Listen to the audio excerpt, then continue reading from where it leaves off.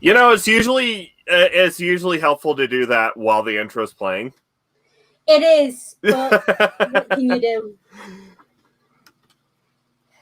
So, hello and welcome to Media Musings. We may or may not have PJ lurking in the chat, and of course, hello to whoever else is lurking in the chat and or watching in the future. Now, seeing as how Jungle Cruise is coming out this Friday, we figured that we'd talk about the franchise that really kicked off the whole Disney rides being turned into movies thing. So we're taking a couple weeks to talk about Pirates of the Caribbean. Drink up, my heart is your whore. Yeah. Funnily enough, it is actually rum this week too. Meanwhile, over here, the rum is gone. The rum is always gone. Exactly. I was going to say, the rum can't be gone. I haven't got there to drink it yet. Cool. So, Pirates. Yeah. Obviously not the first concept of a pirate movie. Yeah. Or a pirate story. Yeah. It borrows heavily from existing canon. Yeah, so... And I don't mean the ones inside of the ship. Yeah, the Pirates... Okay, so the one we're specifically talking about this week, Curse of the Black Pearl, it is very much like a modern spin on the swashbuckler movie genre. Yeah. I think the last big pirate movie before it was probably the live-action Peter Pan with Robin Williams, wasn't it, really? Or at least the last one I remember, aimed at that age group this is aimed at.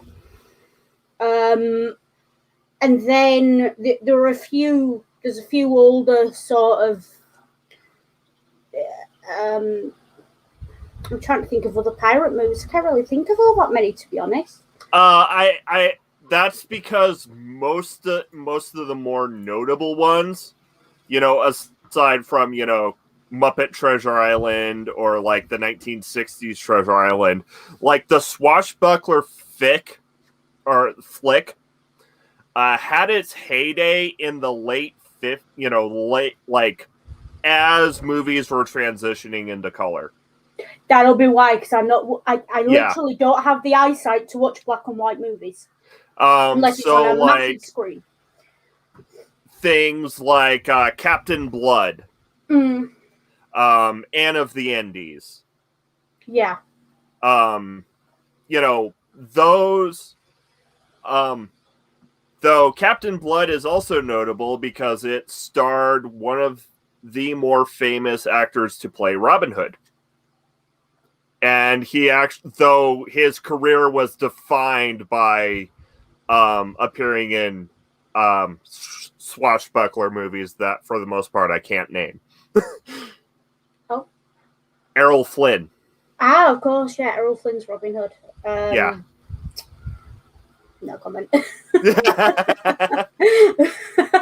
And, I mean, arguably, elements of The Princess Bride were heavily inspired by, swashbuckler.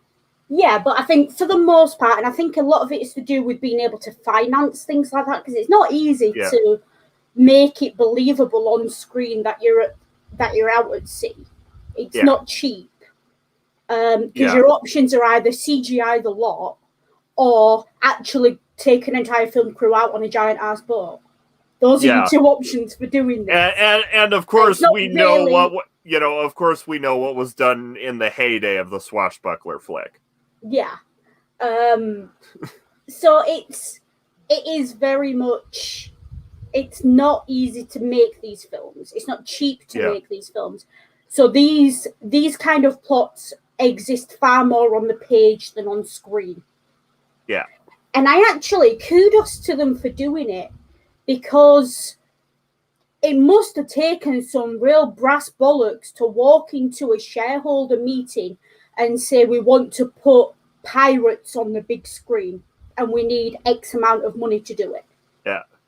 That, kudos to that, because, I've read, A Year Before the Mast. I've read a few sort of stories about merchant sailors, pirate ships, it's all there. And this film, I don't think anyone appreciates what a risk this film would have been for the studio. I'll have to say what a risk this film would have been for any studio other than Disney. Yeah. Disney could afford to absorb the loss of this film if it goes tits up. Well, also no the other thing studio is, could do that. Yeah, also the thing is, Disney doesn't make most of its money from its movies. Disney makes merch. Yeah, specifically from the theme parks. Yeah. So we're going to do a pirate movie based off the Pirates of the Caribbean ride. Would have probably, like in any, like I said, if it weren't for the fact that it was Disney, it would never have got off the ground. Yeah. This movie, I think, would have bankrupted smaller companies for a start. Yeah. And what they've done, they've kind of reverse engineered their theme park. Yeah. Normally, you get a Disney movie, 18 months to 2 years later, a ride appears in the theme park. It's kind of how it goes. Because then people are looking for the ride because they've seen the movie.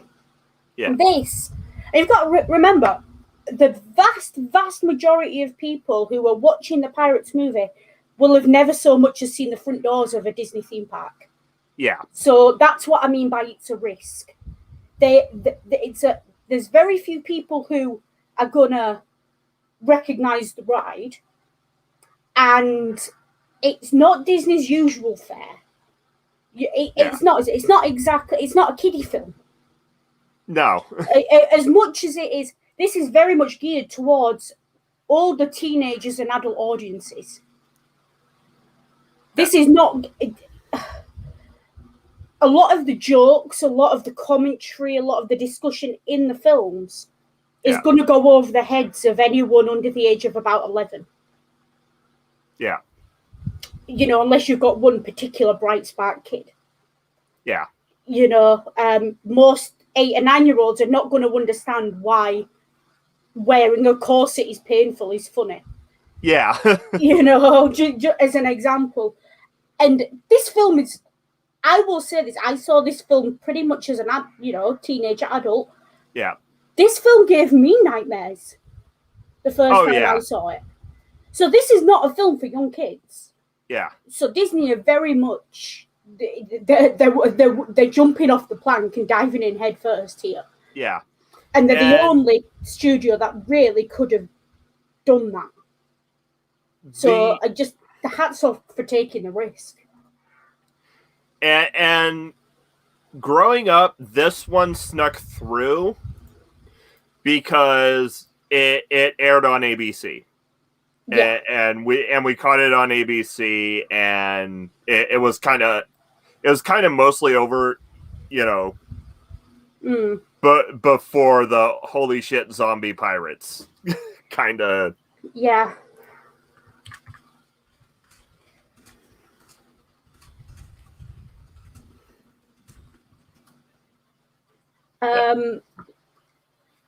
And this film, I think,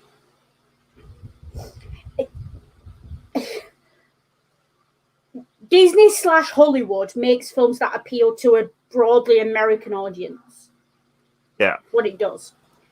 Yeah. America is not old enough as a country to have a history of the golden age of sailing and all that. Well, yeah, I mean, America was founded on the back of that era. Yeah. Like, after that era. So there's not a lot there to appeal to, quote-unquote, born and bred Americans. Yeah. That is a guaranteed money spinner. What it does have is it appeals to Americans that like European history and that like it, that there's references to the slave trade in it and things like that. Yeah. But it's done in such a way that they are, Yeah. Right, guys, I'm sorry. I can only sort of stay for about 5 or 10 minutes top because I've got to shoot out. So I'm a bit gutted because I'd watched all of the Pirates of the Caribbean movies this week as well. So we're doing the other two in the main trilogy next week. So cool. Well, I've watched all 5 of them this week, so I was committed to the cause I was being. So so I guess, I mean, maybe you guys will talk about this later, but I'll bring up a little thing that I think is a running theme. It starts with this movie, but I think becomes very much a running theme throughout the series. And it's that kind of idea of like the big treasure or big thing that they are questing after, that there's a price to be paid for obtaining your desires. Now, in this film, obviously, the treasure that the villains, which I'm sure you'll get to, the treasure that the villains have taken, this is cursed, and it's put a curse upon them. And you get that obviously through the main trilogy of the David, and then into obviously, the Blackbeard ones and the Salazar's Revenge. I think it's called Dead Men Tell No Tales in the US. I think, isn't it, the last one? But the name did something else everywhere else in the world. But that does seem, I think, if there's one running theme throughout these, is that kind of idea of, I suppose, the whole be careful what you wish for, you might just get it kind of thing, is a bit of a running theme throughout this. Yeah, I think as well, there's definitely the treasure was the friendships we made along the way. There's definitely that going on in these movies as well. The real treasure is the friendships we made along the way, for sure. Which is kind of weird because they all seem to stab each other in the back every bloody chance they get as well. Yeah, but the parrots. But I mean, Jack. I gotta say this before I go. That Jack Sparrow is one of my movie characters ever. I mean, to be honest, very kind of camp, really. I must be quite honest about this.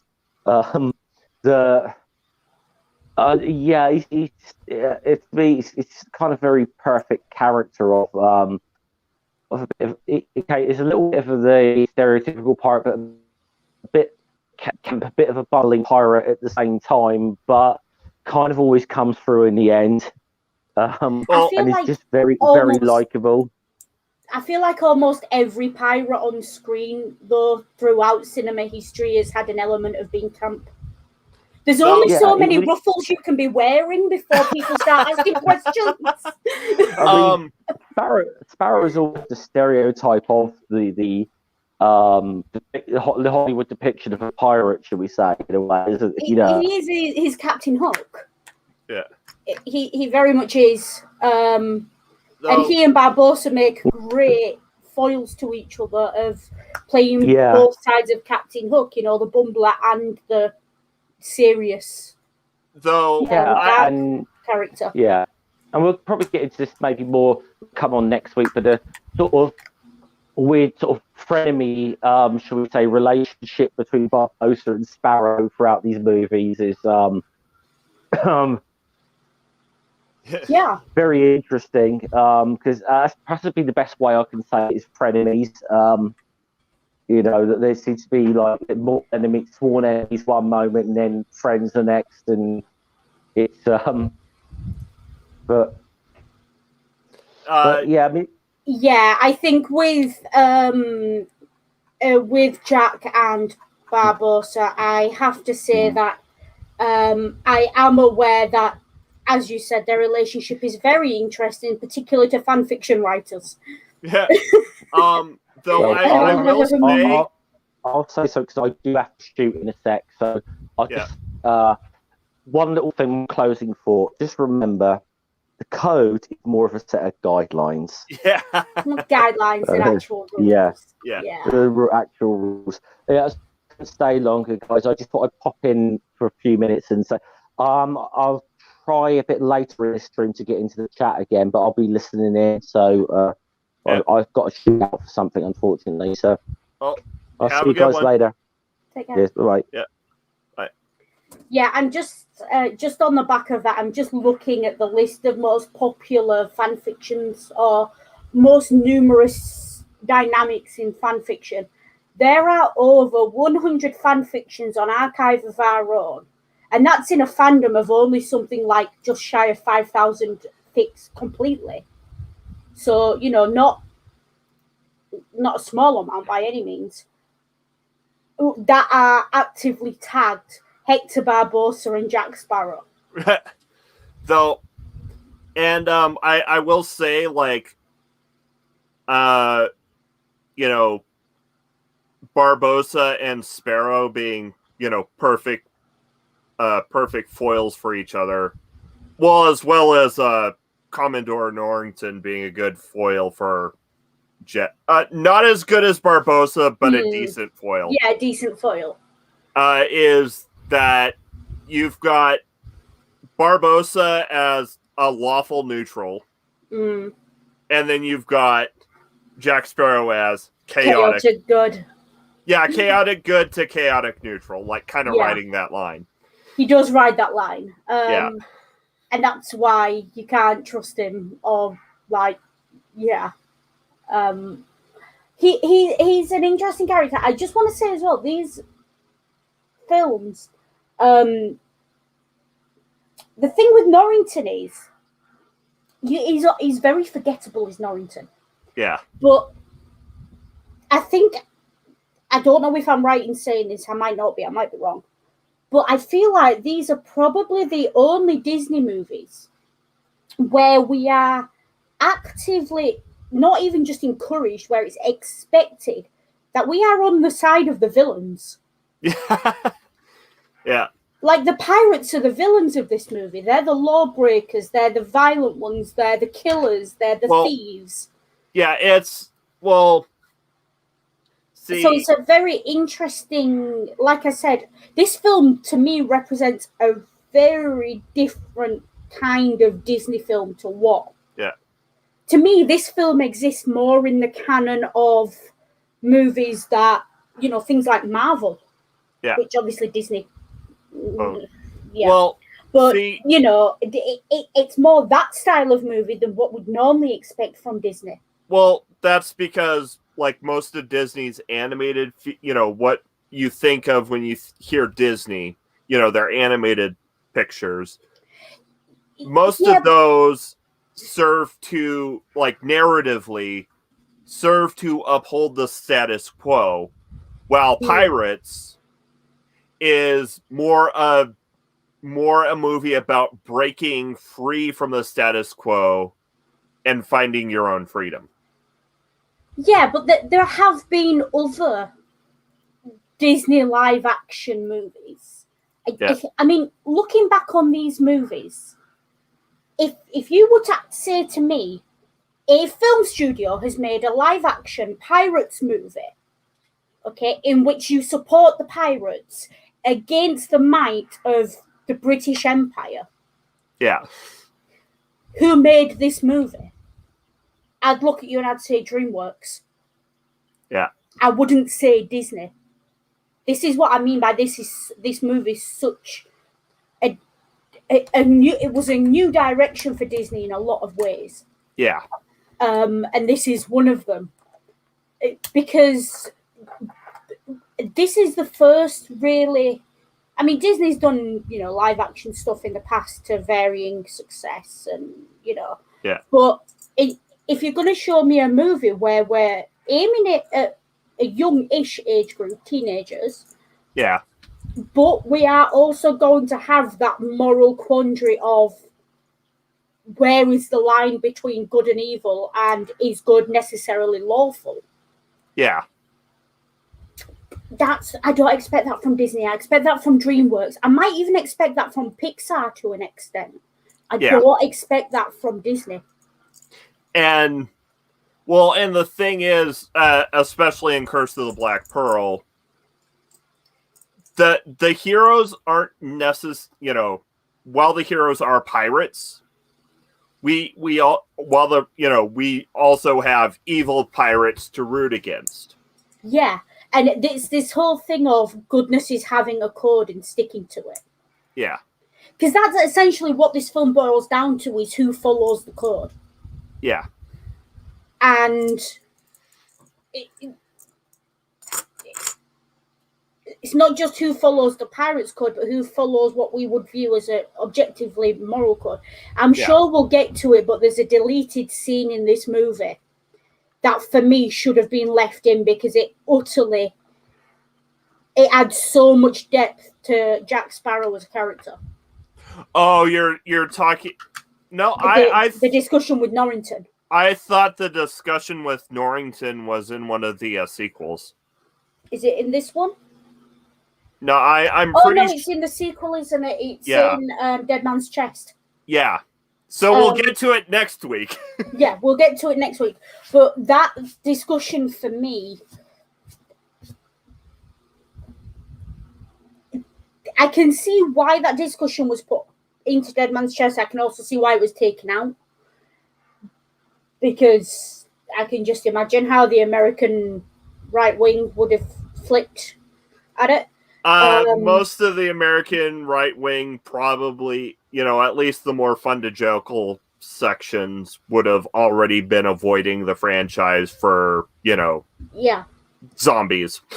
Yeah, but you can just imagine. And if you can say anything about Disney, is that they are very anti-scandal. They don't like scandals. Yeah.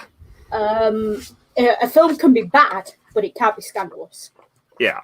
Because that's when Disney really start to hands off and they back off from stuff, which makes sense because they're very much largely aimed at kids. Yeah. There's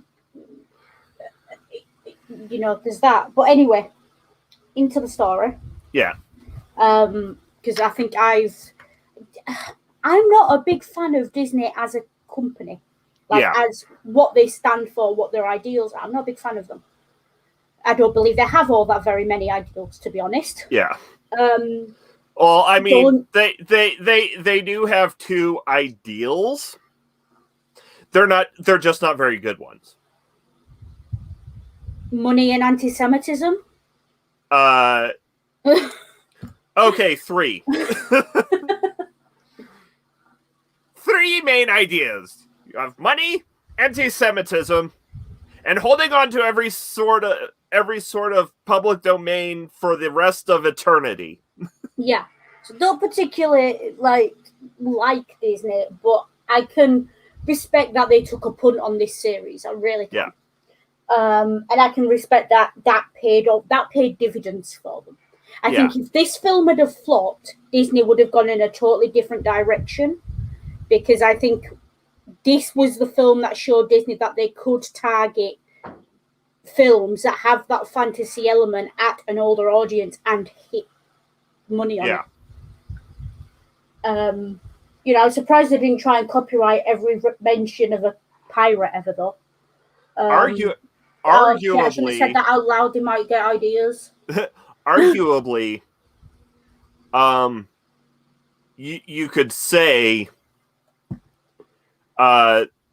pirates is one of the leading factors that we have the MCU as it is. Yeah, because pirates was that first dip in that first attempt, and anyhow that had flopped, the MCU wouldn't have gone the way it did. Yeah. But yeah, so this film opens in a vaguely defined area that we presume is either the Caribbean or some part of East Coast America. Well, okay. From information that we get later in the film, we know it's either in the Atlantic or in the Caribbean. It's somewhere between England and Jamaica. Yeah. So, I mean, in a fog bank. Yeah, somewhere between there. So, I mean, the island itself that we see through the windows and things looks very much like Jamaica. Yeah. It's got that look to it. Jamaica, Barbados, a mountainous small island somewhere in the probably the north of the Caribbean, but definitely immediately part of the transatlantic slave trade. We see that. And I'm sorry, I have to do this. Yeah, this is valid.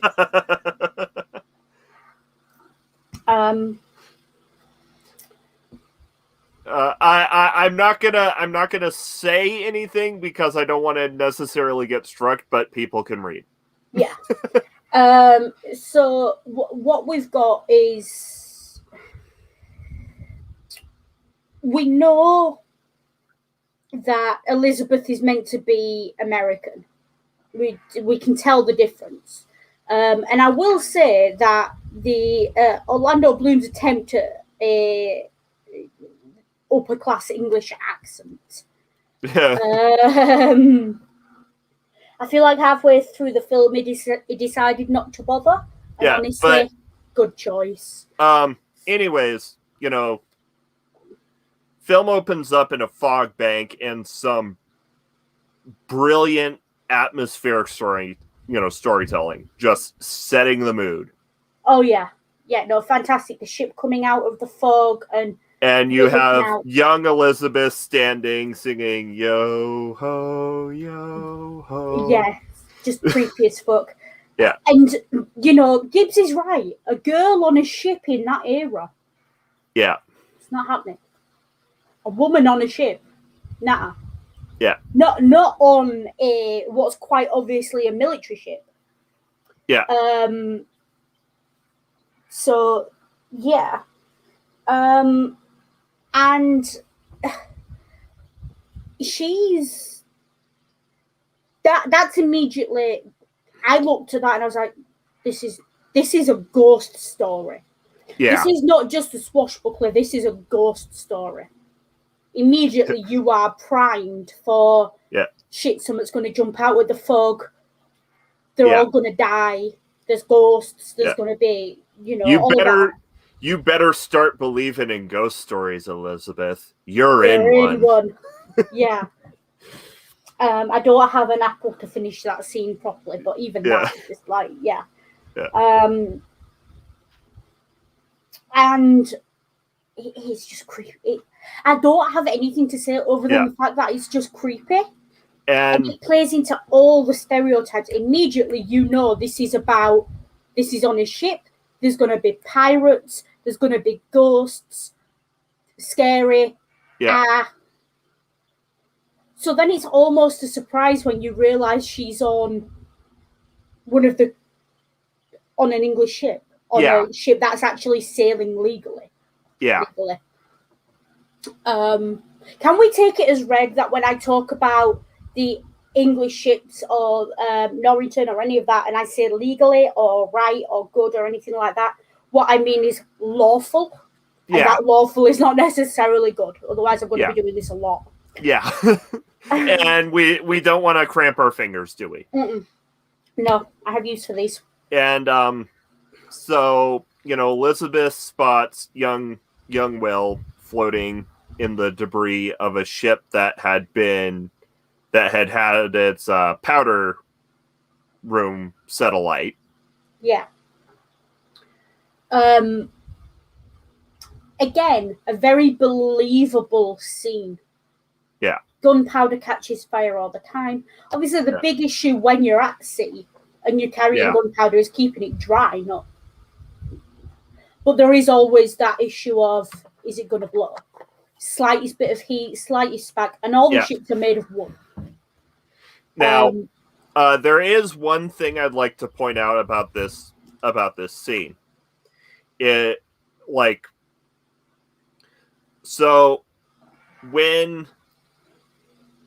When they fish Will out and they think there might be pirates about, soon to be Governor Swan tells Elizabeth, to look after Will, because obvious, and you can see Woman's on his work. face.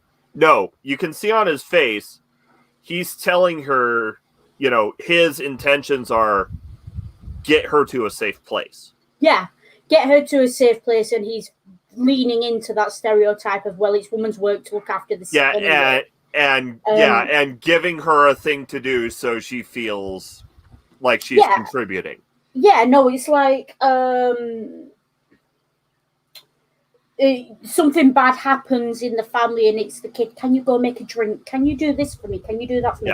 Keep the kid occupied. So, yeah. And it's jarring, the change from her at the beginning in the fog to how suddenly light the filming is, and how practiced all the movement is. It's quite clearly this is the Navy, this is a military ship. Yeah. These are not. And of course how so we see her getting ready for the day, because she wakes up from a, dream about the event. Yeah. So the dream thing, I think for me, what irritated me a little bit, because there are other ways to introduce a backstory. I can see why they did it that way, because what they're showing is that in this series, the difference, the line between reality and dream is very thin. Yeah. Well, also it's, more of it's like, less a fantastical dream, a dream, and more of a memory she was reliving while asleep. Yeah. And obviously we had this immediate, the focus on the golden coin. Yeah, the medallion that she's took from Will. Yeah. And then we see her go looking for it, and that confirms to us that this dream was actually a memory. Yeah. And then we start to see the other characters appear who were there. Yeah. And this is brilliant, because as Will enters, so here's a good example. Now, we've touched on cinematic storytelling quite a lot in Media Musings. Here's a good example of auditorial storytelling, as in storytelling through the what's the word? The soundtrack. Yeah. Because as Will enters, you hear you hear what most people recognize as the theme to Pirates of the Caribbean, a couple bars. The name of that track is He's a Pirate. Yeah. And the thing with Will as well, that immediately, because you've already heard the theme in the titles and everything else, that immediately pegs that's Will that's the first point in this movie where you start to hear the theme. Is it? Yeah, because the music is all creepy in the like it's a cold open from the title into the fog bank, which is all creepy. But this is what I mean. The theme for the title itself before the cold open, it calls to, and it immediately, because it's so different from the music that's played in the cold open, immediately pegs him as, this is your protagonist, this is your guy you're rooting for, even though you're sort of like, but he's a blacksmith's boy. He's the protagonist. He's your leading man. Yeah. Obviously, as well, to those who actually knew anything about actors or anything, it's Orlando Bloom. Of course, he's the leading man. Yeah. But it's there. And very early on, the cinematography with the camera work, the dialogue, the everything is geared towards, let's get these two characters to let's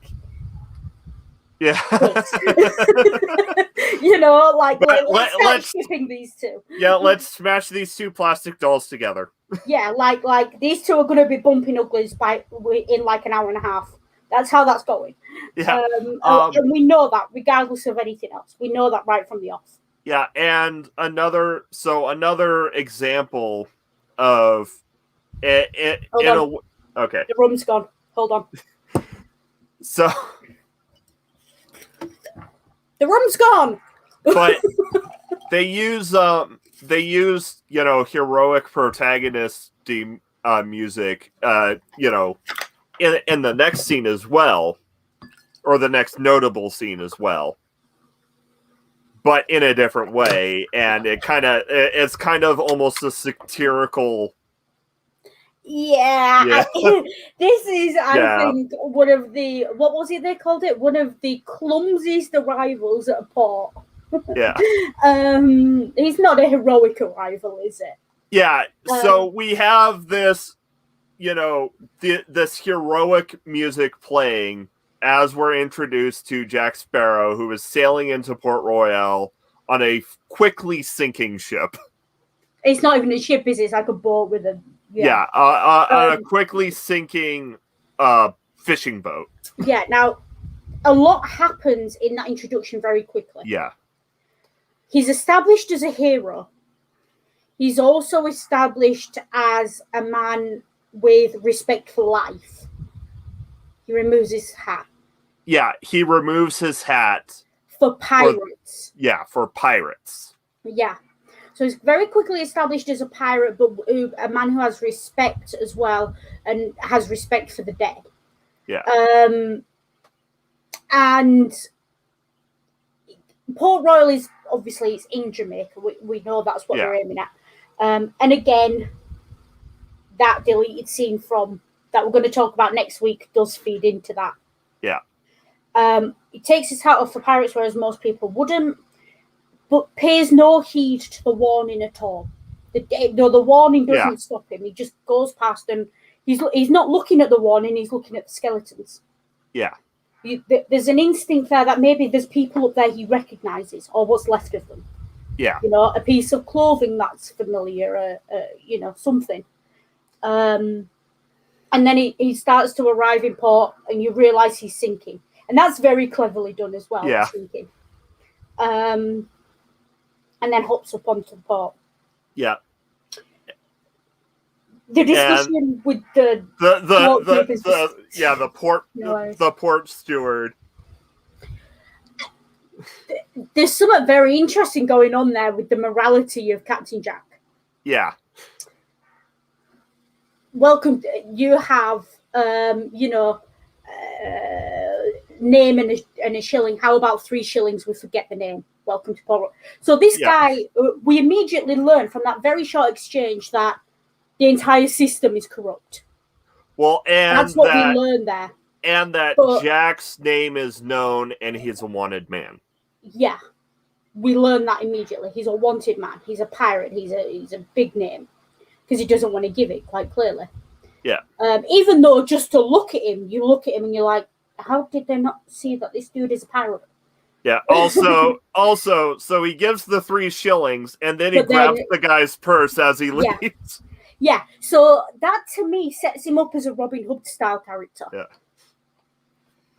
But it's very important that the person keeping the records was established as corrupt before he did that. Yeah. Because if he just steals the bag as he's walking past after paying, he's a thief. Yeah. If, however, he's stealing from a corrupt government, he's a freedom fighter. Yeah. And that's what I mean by there's a lot of morality told very quickly in these stories. Yeah. It's if Robin Hood is little lord of the manor and never left, he's not a folk hero, is he? So Jack is very much being set up as a folk hero here. Yeah. He's this known person. He's a famous name. He's a walking archetype. Well, yeah, and he's also as we get in, like as we follow Jack towards where the interceptor is docked, we learn that Jack is also a trickster. He's a magpie. Yeah. But because he spots it straight away. But these two characters are quite clearly just your comic relief. Yeah. Yeah. Oh, yeah. We have two sets of comic relief characters. Of comic relief duos. We have these two hapless British grunts, and then we have the two pirates. Yeah, and I mean, for anyone looking at this,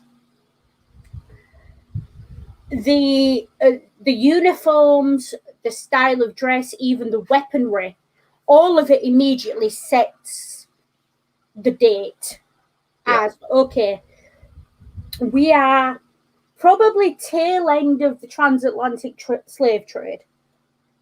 Yeah. If not already, it's done. So we're looking early 1800s. Yeah, near the end of the golden age of piracy. Yeah, so that's the era we're looking at, and everything about this is very well designed to put you in mind of that immediately. Yeah. And there's not too many bloopers, there's no man in jeans holding a microphone in the middle of a Roman army battle.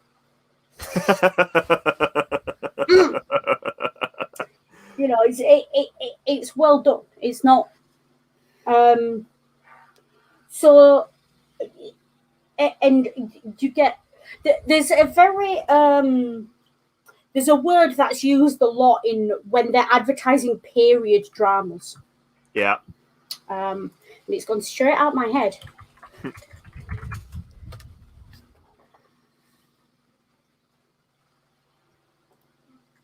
And they'll call them words like sumptuous. Yeah. And that's what this is. It immediately draws you in. Yeah. But you've already established that this is not a history documentary. Yeah. It's very HBO in the way it looks. In the way it looks, it's not that adult for HBO, but it's very HBO period drama. Well, I mean, it like some of the lines kind of edge. I wouldn't have thought of doing that. You've never been to Singapore.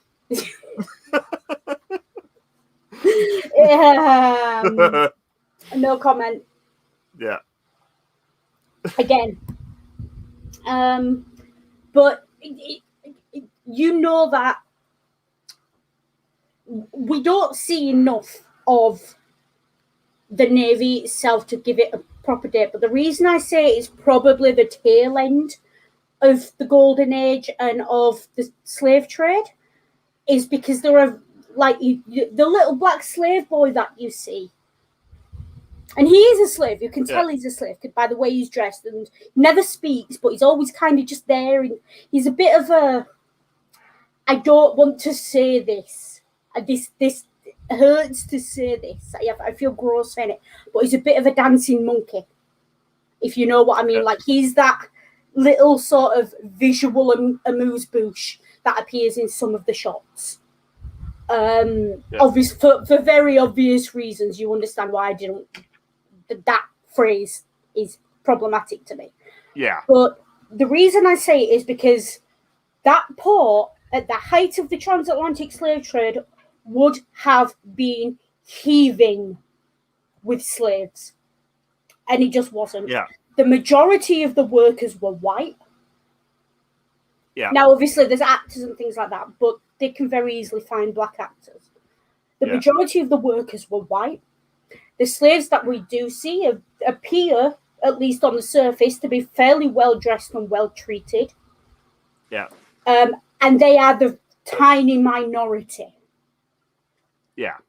Which says to me that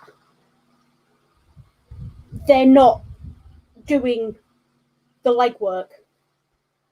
They're not doing, there are times we never see things like the kitchens or anything else, and that's where they're going to be. They're not going to be out in public. But the fact that we don't see ships arriving and them being walked off or anything, I think that would be way too dark for a Disney movie. Yeah. But that to me says end of the slave trade. And also the fact that Norrington's got time to focus on one pirate. Yeah. Because this one focus, and there's only like, Norrington should have an entire fleet at his beck and call.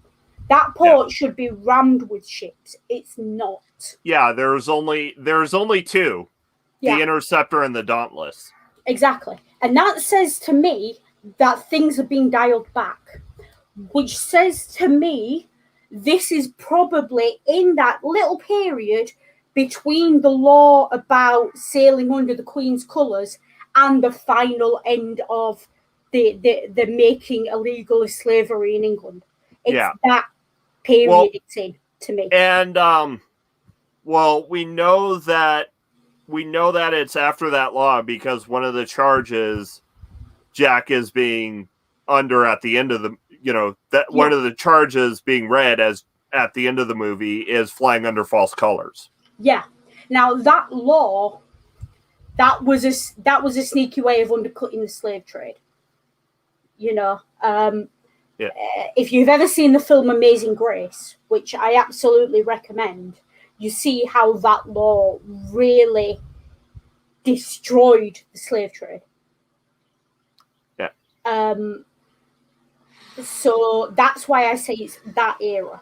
Within a few years, and things are petering off, and the trade's just not there. Yeah.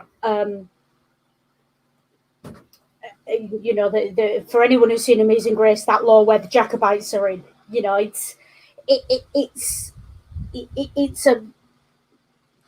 a big thing. Now, all of that is entirely irrelevant to the characters in this film. But the reason I put that there is because we see later on, it's very deliberately done that the pirate crew, there are black people in there are women in there, and they don't care. Yeah. They don't care. There's a black woman in there. And that is because that means that there's been time. The slave trade's been going on long enough. There's been times for runaways to run away, heal up, and get to the point where they are able to join pirate crews. And of course, well, I mean, there is one comment about her. The comment from Gibbs, about it being bad luck, and then Jack replies with, "It'd be worse luck if we don't take her." Exactly. Yeah. But so again, she's quite clearly competent, and Jack recognizes that as well. Yeah. So it was all in there, and and that's another thing we see.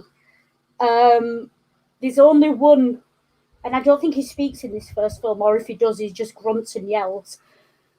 No, he speaks near the end in the cave. There's only one black character under Barbossa's. And it is a very subtle thing, the way Disney cast this movie. The good guys are very intersectional. Yeah. And they very much look like you would expect a modern group of people to look. Yeah. And they are modern, they are progressive, they are forward-thinking, whereas everyone else is still stuck in the past. Yeah. And that plays into the whole morality as well. Yeah. Barbossa literally chained to the past by Aztec conquered gold. Yeah. And so we know this is post-America. Yeah. We know we are looking at this is, I'd say it's obviously pre-revolution. Yeah. So this is what I mean by no one's expecting historical accuracy.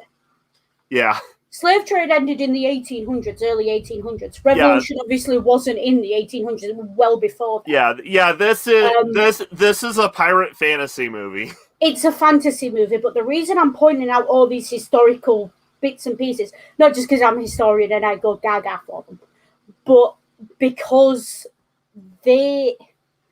our understanding of those periods of history, the American Revolution, the golden age of piracy, we don't learn about it in depth in school. And what we learn we pick up as we go along. So we have these broad stroke ideas of what they look like. Yeah. And that feeds into how we react to all the characters in this film when we first see them. Yeah. And Disney and this is something Disney are really good at when they make anything that's supposed to be historic. Hercules. Sorry.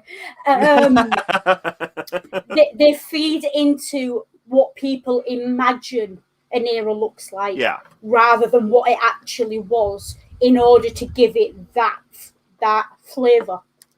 Yeah. And that's just kind of what I'm getting at with it all. Yeah. So it's, as Scum has said, Golden Age of Piracy is the early 1700s, American Revolution 1770s. Yeah. End of slavery is the early 1800s in England, officially, on paper. Yeah. Yeah. So, Wilberforce and all that is the first decade or two of the 1800s. So they've taken a century and a half of Western world history. Yeah. And there's just enough that they've put in there to put you in mind of the entire era, despite the fact that at the start of that era, what the world looked like is totally different to how it looked at the end of it. Which, and we will get into this more next week, which is very similar to another, historical fantasy genre that later Pirates films, that later films in the trilogy heavily borrow from. Mm-hmm. Because, so we've got the historical fantasy of the swashbuckler, which Curse of the Black Pearl is very much a swashbuckler meets ghost story film. Mm. And then the other one, the other main archetypical historical fantasy is that of the Western. Yeah. Where you have events and settings that were, that stretched out over decades of American expansion. Condensed into 1 hour. Yeah. Yeah. And that's what they've done, and they've done it really well. But the reason I've said all that is to prime people for when I start talking next week about Dead Man's Chest. Yeah. Because that's going to be... You need to know everything I've just said in order to understand what I'm going to say next week. And my comment was definitely to prime you for some comments I have about At World's End. Yeah. Anyhow, you start talking about the Turner thesis next week, I swear. But anyway, so wow, we've been going an hour. We've barely started on this film. You see why I told you it would take more than a week? Because someone wanted to try and do the entire Pirate series in 1 week of streaming. I broached the topic. I was pretty, you know what? Even now, I'm thinking maybe we'll have to do 3 weeks, 1 per movie. Yeah, exactly. It's that, isn't it?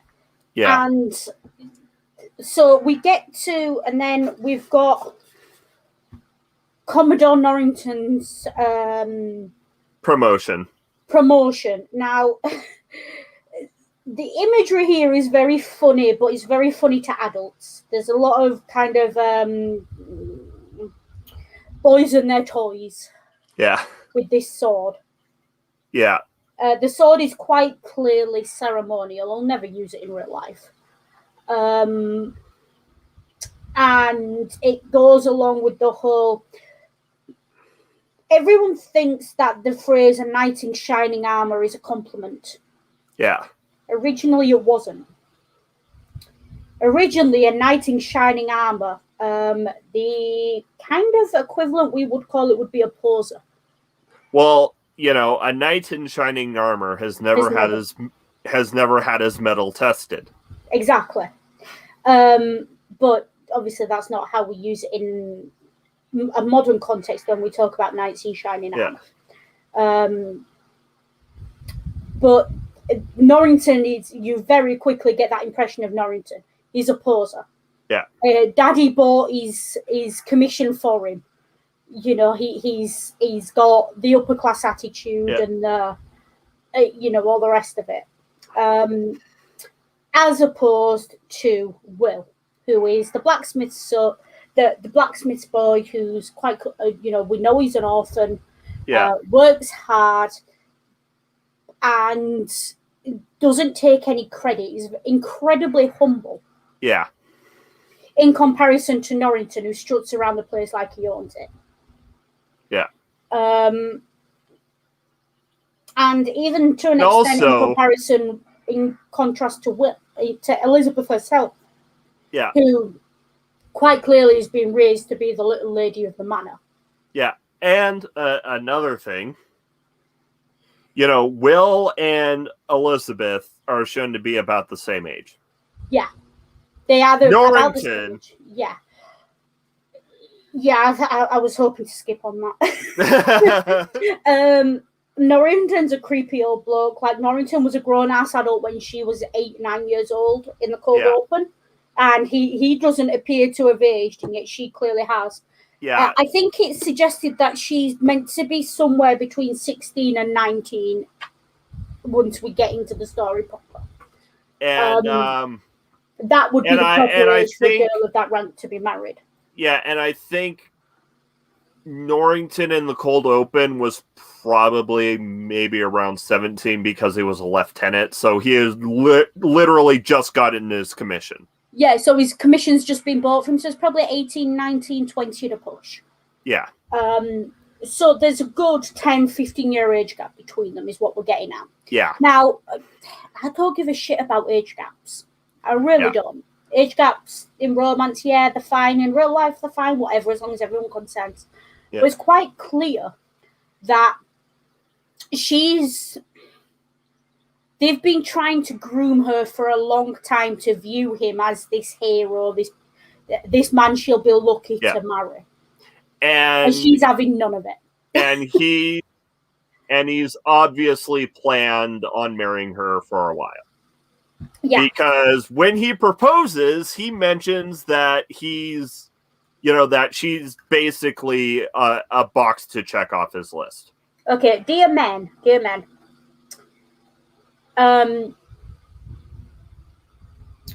Mr. Collins is not a good example of how to propose to a woman. Because that's the vibes I got from this. Yeah. And by Mr. Collins, I'm, of course, referencing the famous sleazeball from Pride and Prejudice. Yeah. Who proposed to Elizabeth, a different Elizabeth, although Keira Knightley has played that one too, by telling her that it's a part of the path of his life, and she would make him a very good wife, don't you know, when everyone expects it. And there's no reference to love or care. And that's a very important part of Pride and Prejudice.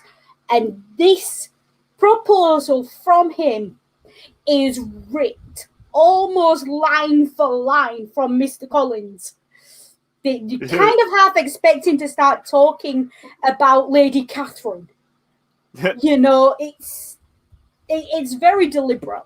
And again, it's feeding into that era of, you know, England still being an empire and the soldiers and all of what was going on in Pride and Prejudice. Yeah. Although, again, a different era again, but still part of that bygone era that we all associate with anything pre-industrial revolution.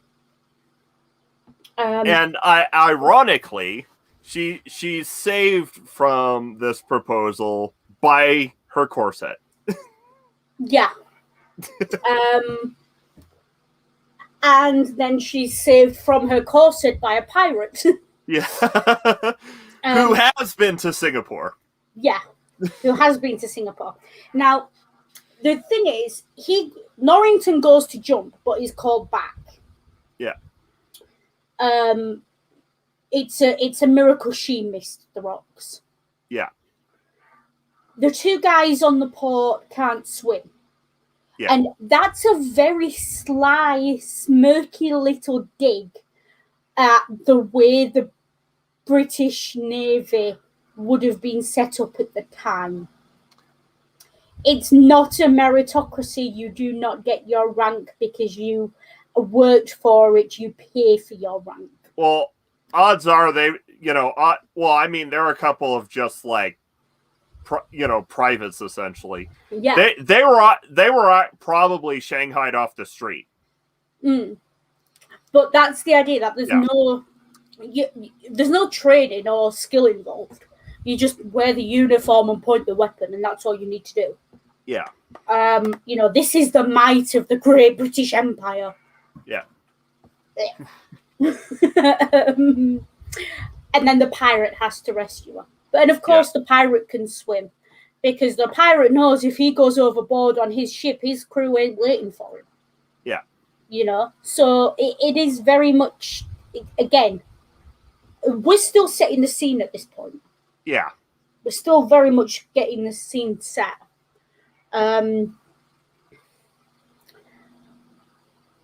He rescues her, and what does he get for his trouble? A guns pointed at his head, multiple. And we have a great back and forth between Norrington and Sparrow here. Yeah. Where Norrington says, one good deed is not enough to wash away a lifetime of yeah. criminality. And Jack Sparrow says, but it's enough to condemn him. Yeah.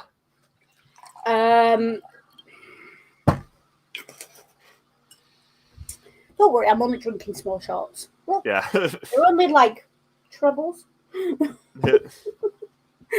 But, and that, and of course, like, this first movie, the script is well written. It's very tight. Yeah. And I think that's why it's taken us an hour to get 10 minutes into the film. Because it's so tight and so well done, and there's so many layers all at once. And a picture speaks 1,000 words, and we've got 24 frames a second of this film. Or whatever it is in America, like 25 frames a second, whatever it is. And each one does really... There's not a word, a shot, there's nothing out of place. There's nothing that doesn't contribute to the entire story. Yeah. Yeah. As Scum has just said, you could advance on merit in the Navy, but you would still have had to buy your commission when you got that far up. Yeah. So, what I'm getting at is the recruitment process wasn't exactly stringent. If you had money, you went in as an officer. If you didn't, you were probably, press probably got press ganged, essentially. Yeah, you probably, you got your sign-up fee, drank it away in the tavern, and then woke up the following morning with some officer kicking you, telling you to get into line. That was not uncommon. Or, knocked up the side of the head and woken up on a British vessel saying, you're part of the crew now. That was less common. It's a common story, but it was less common. Yeah. People did get their sign-on fee, but a lot of the times the recruiter would get them pissed, and then, people will agree to anything with a few drinks inside of them. Yeah. A little word from the wise. Doesn't matter what time period, recruiters lie. So glad you said that. Yeah. So, Jack Sparrow makes his escape, and we have a great line to him from him to Elizabeth. I saved your life, now you're saving mine. Yeah. And the thing is, she goes with it. Yeah. And this is important because up until this point, she's been a bit of a Barbie doll. Yeah. Like, she's snarky, but there's no real metal to her. Yeah. But she's there. She's got guns pointed at her head. She's got Jack holding a knife at her throat, and she's stone cold calm. She's got Jack holding a pistol at her head. Pistol to her head, yeah. And she's stone cold calm. And that, to me, is the moment we realise that Elizabeth is more than just a pretty face. Yeah. So that's where she comes across. Sorry, I am out at the moment, but I kind of got stood up by the person I was supposed to be meeting, so I thought I'd jump back in. Cool. Okay. We can only see your nose at the moment, though. Yeah. Very good. I might have to go back onto my avatar in a minute, to be honest. So I think I'm going to have to, actually. Yeah, that's better. Yeah. And this film. I just want to say, I put it in the chat earlier, but like the scene when Norrington meets Sparrow, probably my favourite line of this whole movie. You're the worst pirate I've ever heard of. But you have heard of me. Yeah. That line just sums Jack Sparrow up. Yeah. He's a myth. He's a legend. He's a living legend. Yeah. And this is kind of, you know how I was talking earlier about legends of a bygone era and everything else? That's what I mean. That's this entire opening until the moment those words leave Jack's mouth are leading up to that exchange. Yeah. I want to just say sorry for the historical nitpicking in the chat earlier, but I am I'm actually reading a book on the golden age of piracy right now as well. So I'm I'm not. So you're doing better than I am. But yeah. So I'm kind of like, okay, just to give you a rough idea. But I mean, yeah, no. The whole point of what I was saying, we can't get too hung up on historical accuracy in Pirates of the Caribbean, really, can we? Yeah. No, but that's the whole point of what I was saying. Yeah. That's why I was pointing out things from different eras throughout basically 200 years of history. And it's all just designed, Disney's just designed it to put you in mind of that particular era. I think Disney's going to probably sanitize the whole issue of slavery in that era anyway. So, but actually this is a very well... If it's going to sanitize it, this is the best way it could have done it. Because it doesn't mention it explicitly, but it's still there. Yeah. And I think that's why the scene is cut from Dead Man's Chest, because it gets too explicit. And, but anyways, so Jack escapes, and we have another great character introduction scene where Will meets Jack in the blacksmith shop. This is fantastic. Because immediately we have... Will is lawful. Will has drunk the British Empire Navy Kool-Aid. Yeah.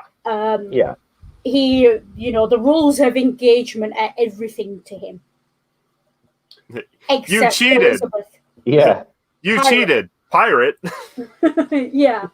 You ignored the rules of engagement. In a fair fight, I'd have beaten you.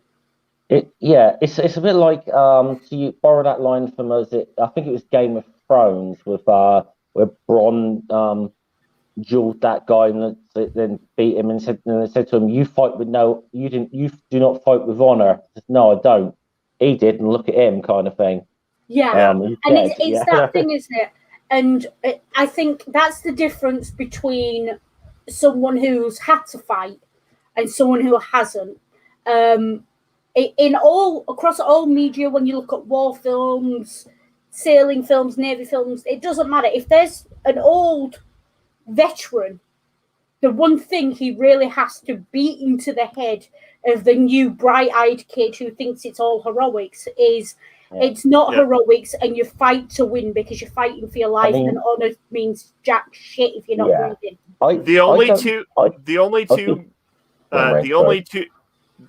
To borrow from Jack Sparrow, the only two rules that matter are what a man can do and what a man cannot do. Yeah. And it to me, I think it's more what a man can do and what a man will do. Yeah.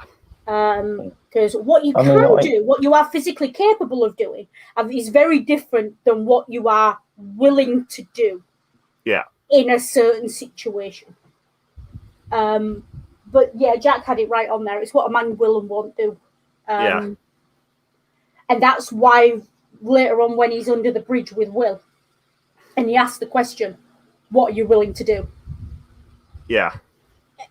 I made the comparison earlier. I don't know if you saw it in the chat about I made a slight Star Wars comparison of Will Turner being kind of like Luke Skywalker and Sparrow being Han Solo in a little bit of a way. But although I think as this goes on, I mean, and obviously certainly as this franchise develops, so Sparrow is the main protagonist rather than Will Turner in a lot of ways. But I did make that comparison. I just see you've highlighted it in there in the chat there, the ring. But yeah, I kind of made that comparison earlier that, it's a similar dynamic of Will kind of at least at the beginning of this movie being kind of like the hero, but the young naive kind of hero with his senses of honor or whatever, but a bit naive to the ways of the world. Where Jax, although he's deep down, he's not a bad guy. He's kind of a little bit ambiguous, and sod the rules. This is reality kind of thing.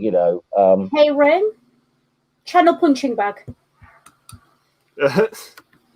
Caught me just in time. Jack Sparrow is the Mad-Eye Moody of this franchise. Constant vigilance. Constant vigilance. He's a cross somewhere between the Mad-Eye Moody and the Sirius Black of this franchise. Yeah. More of the Sirius Black, I would say. He's obviously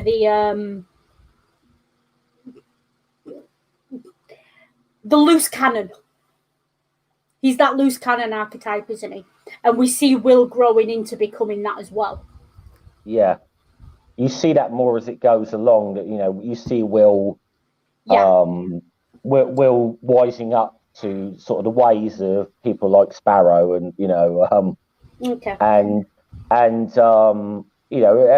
times as the franchise goes on, outsmarting Jack a bit at times at his own game.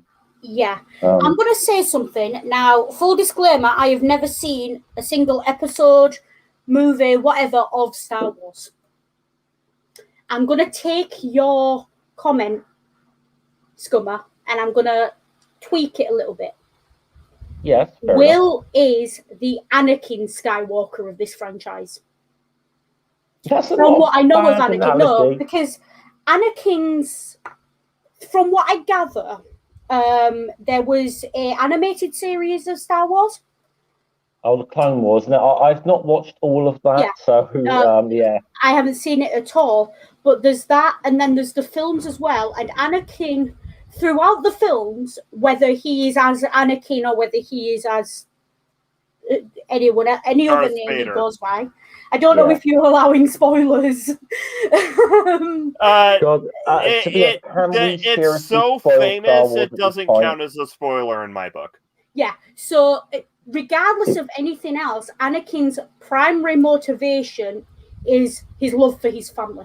And that never changes throughout the entire Star Wars franchise. Will's primary motivation in this franchise is and remains Elizabeth. Yeah. No matter what it turns him into, he goes from being the little blue-eyed, shy boy who won't call her by her name to this big bad pirate, and then even, does what he does in the later films as well. Yeah. And he pulls off some shady shit, does Will.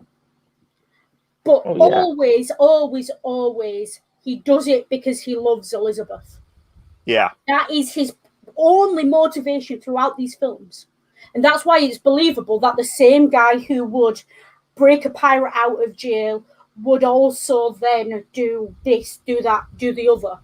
Even in Dead Man's Chest, when he's got the play with his father, he's still prioritizing Elizabeth. You went there before I did, Noodle. That's probably the only time when maybe I wouldn't even say his loyalty to Elizabeth was compromised or anything, because Elizabeth was always his number. But we'll get into that next week. Was the whole thing of him trying to save his father. But we'll get into that next week, I'm sure. But also, even when he does that and the lengths he goes to them, and he's still looking for Elizabeth in every situation. Yeah.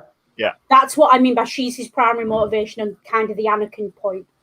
And that's why, and that's established in this when they're under the bridge. Yeah. Which, and right after, like, under the bridge, we have a bit of foreshadowing. Where Will and Jack sneak on to the Dauntless. Oh, I love this. I'm sorry, I love this. This is one of the best bait and switches in cinematic history. Yeah. And it's fantastic. Well, I think it's the whole thing as well that in this whole bit, because up until this point in the movie as well, Jack Sparrow has almost been the kind of slightly like I said, the slightly camp bumbling kind of pirate that he's the worst pirate ever kind of thing. Yeah, he's low. He's low. He's kind of like the pirate who screws it. He's just one who screws everything. He's a bit of a bumbling fool kind of thing. And in this occasion, he just totally outwits Norrington completely. In that whole. What's more important, I think, is he outwits the audience. Yeah. Because you don't expect what he does. Because you think, he screwed up here. No, he was doing a bait and switch on Norrington, and he did a bait and switch on the audience watching this. No, his real goal was to steal the Interceptor, but making them think he's stealing the Dauntless, so they'd send the Interceptor out after him, and then him and Will would quietly sneak over there and steal. And this is perhaps the thing you get with first. And of course, Norrington's little second in command says that has got to be the best pirate I've ever seen. Yeah. And Norrington's face just says it all. Yeah. And there's something I grew up hearing a lot. It takes a wise man to act a fool. Yeah. Jack Sparrow is incredibly an intelligent, cunning character. Yeah. You never quite know which way he's going to go, whose side is on what he's doing. But you hope he's on your side. Because the thought of him not being on your side means you lose. There is one side he is always on. His own. Yeah. Jack's on Jack's side, yeah. But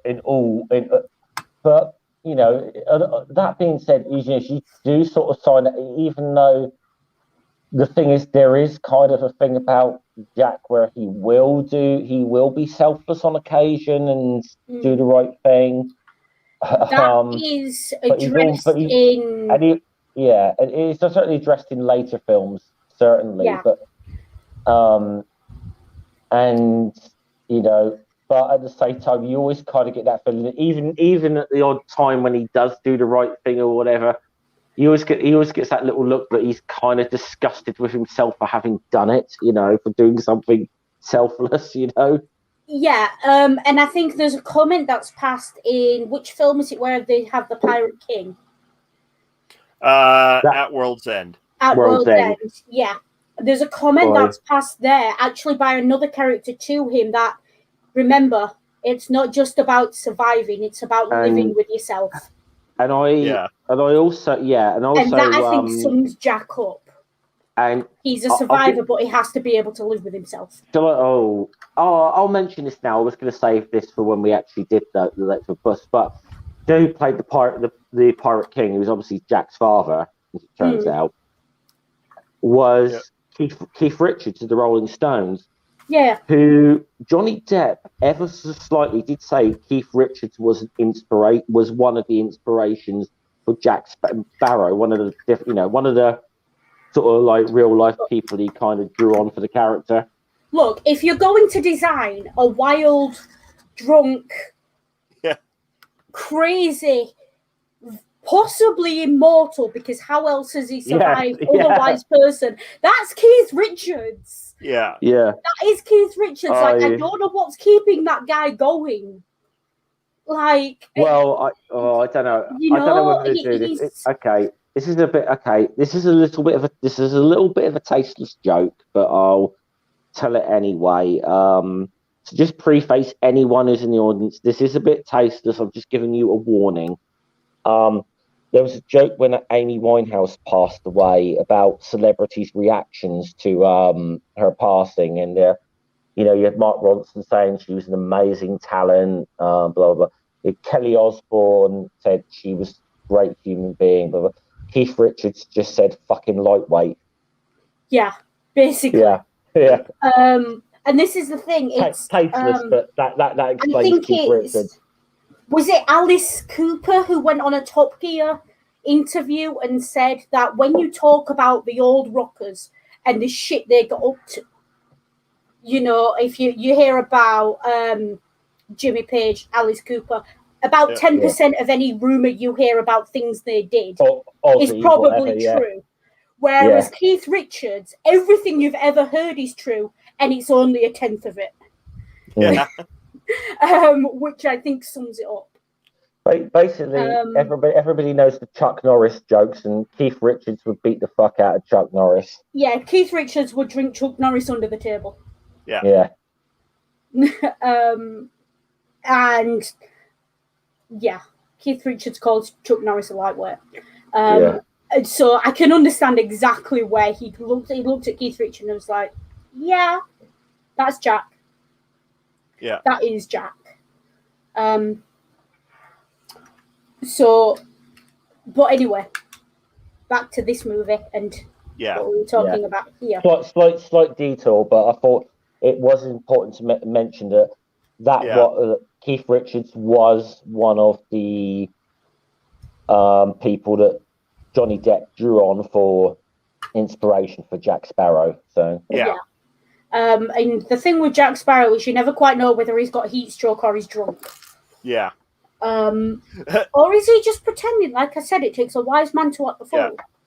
So is that the reason for the? Am I going to have to order a rum actually in a minute? As it's a Pirates movie. Stomach. Oh, yeah. This is my fourth. Yeah, but this is my fourth. Okay. And I'm drinking. I don't know. That's a half-pint glass, and I'm drinking measures about that size. So I might have to get myself a dark rum and coke in a little bit later. So get yourself a Captain Morgan's.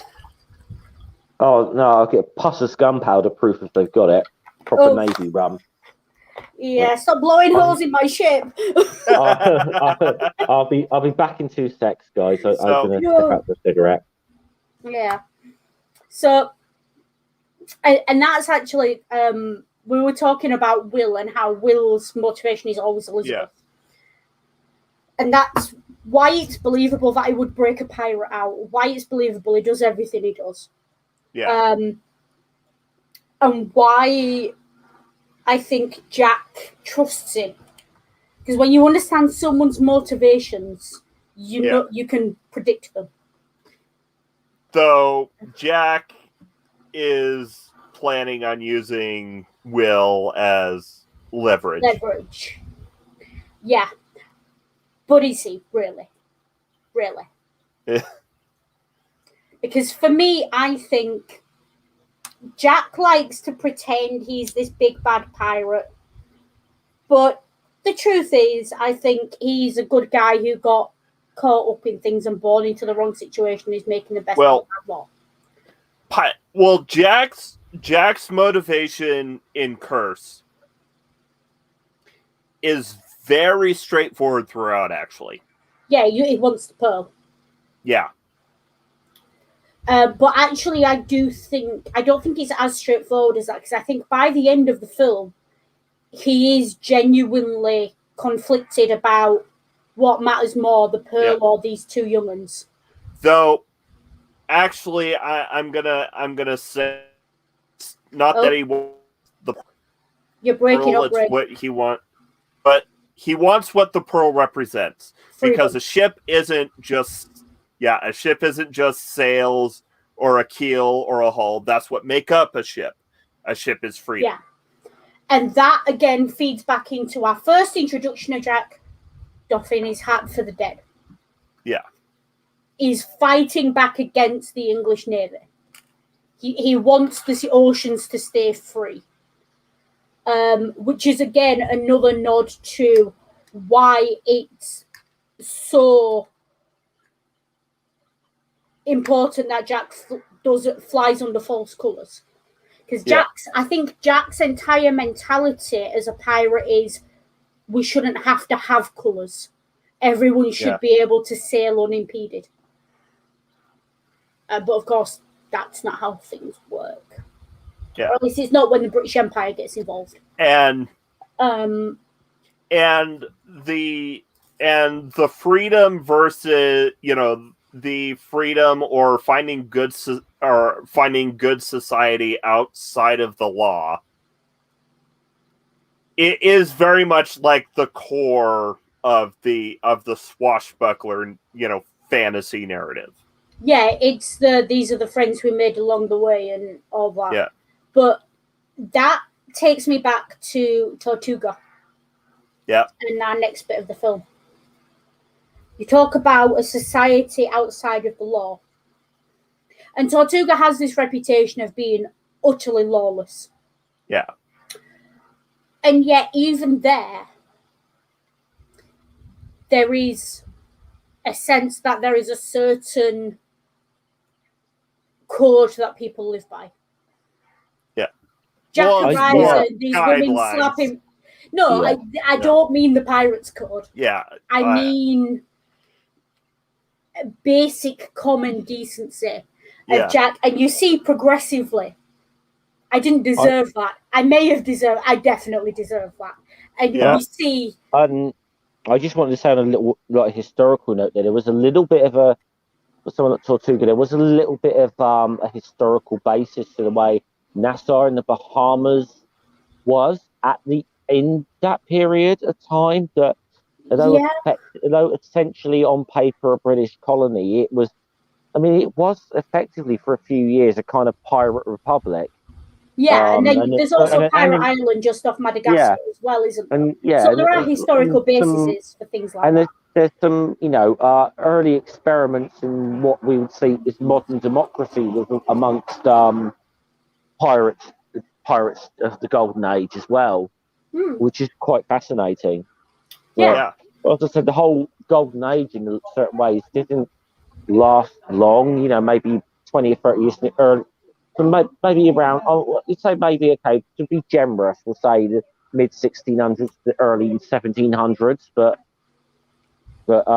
really you could even say, if you really wanted to get down to it, 1715 to 1725 are all the real famous pirates were, yeah.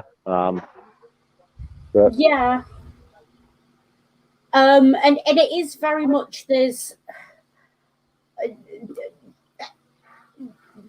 a very the thing with pirates is if you're going to make a Disney story about that era of history, it's got to be a pirate story. Yeah. Because modern audiences won't swallow it otherwise. Yeah. Because pirates are the progressives in this weird, rebellious...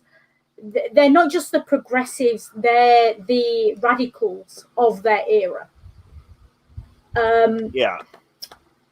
But their radical is our modern sensibilities. Yeah. And it is... Pirate culture in general is just fascinating. I'm sure someone will agree with me. It's utterly fascinating. It absolutely is. The fact that... bear in mind, as it's been brought up, that the slave trade was a massive thing in this era. Oh. But, black crew members on ships were certainly very much treated as equals. Now, I don't know of any. I know of any black pirate captains. There may have been some. I don't know of any, but certainly in terms of the sort of getting equal shares and quite often on a lot of pirate ships, the captain kind of sometimes in a way had to have the backing of the crew and could get voted out of office. I mean, there was Henry Caesar. Or Henri, I suppose, Henri Caesar. Or Black Caesar. So there is another interesting little tidbit. So skipping forward ahead a little bit, when he's discussing or addressing the crew for the first time. Yeah. We get the only use of a word that has been basically taken as a byword for pirate. He calls them buccaneers. Yeah. Yeah. Now, here's the thing. The origin of the word for the origin of buccaneer has nothing to do with piracy. No, not at all. It's actually a cooking method. Yeah. Called the bucan, where where you bury the pig and cook it with hot coals, and people who use that method to cook were called buccaneers. Yeah. Which points captains, and were primarily people who had grown up in the Caribbean, because that's was it like brought over from via the slave trade, or was it a native method of cooking? I'm not sure on that, Ring. Don't ask that question in a room full of academics.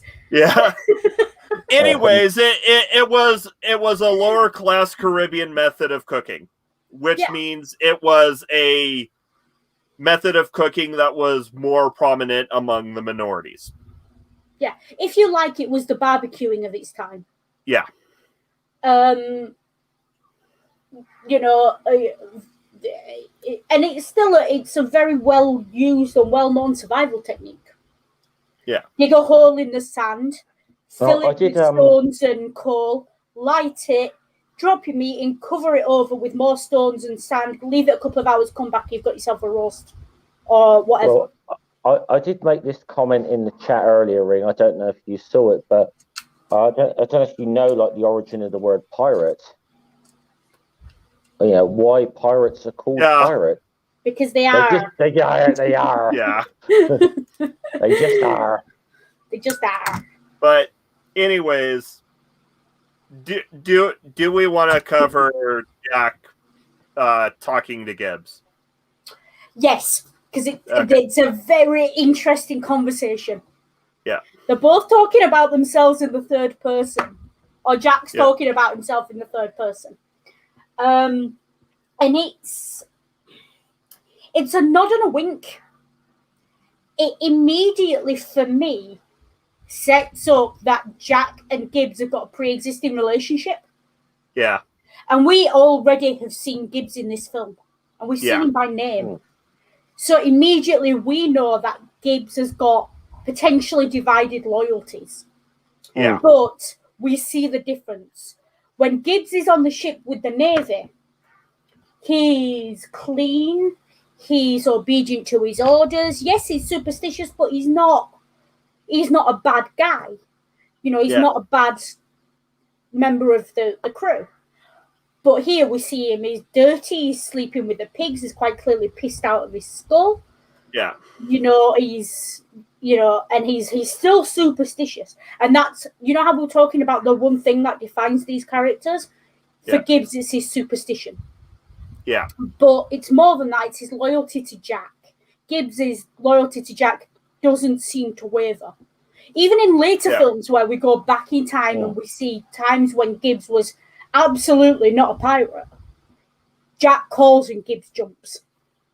And, well, also...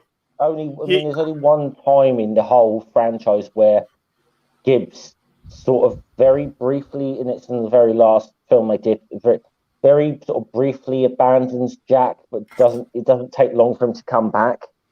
Yeah. And we can see that Jack relies on him. And also, Gibbs is very much like he is a decent person, and he knows when to take his licks. Because, you know, Will hits him with the second barrel of water. He's like, What'd you do that for? I was already awake. Will says, that was for the smell. He's like, oh, okay, fair news. Yeah, like he's a very down-to-earth, salt-of-the-earth character. And I love Gibbs.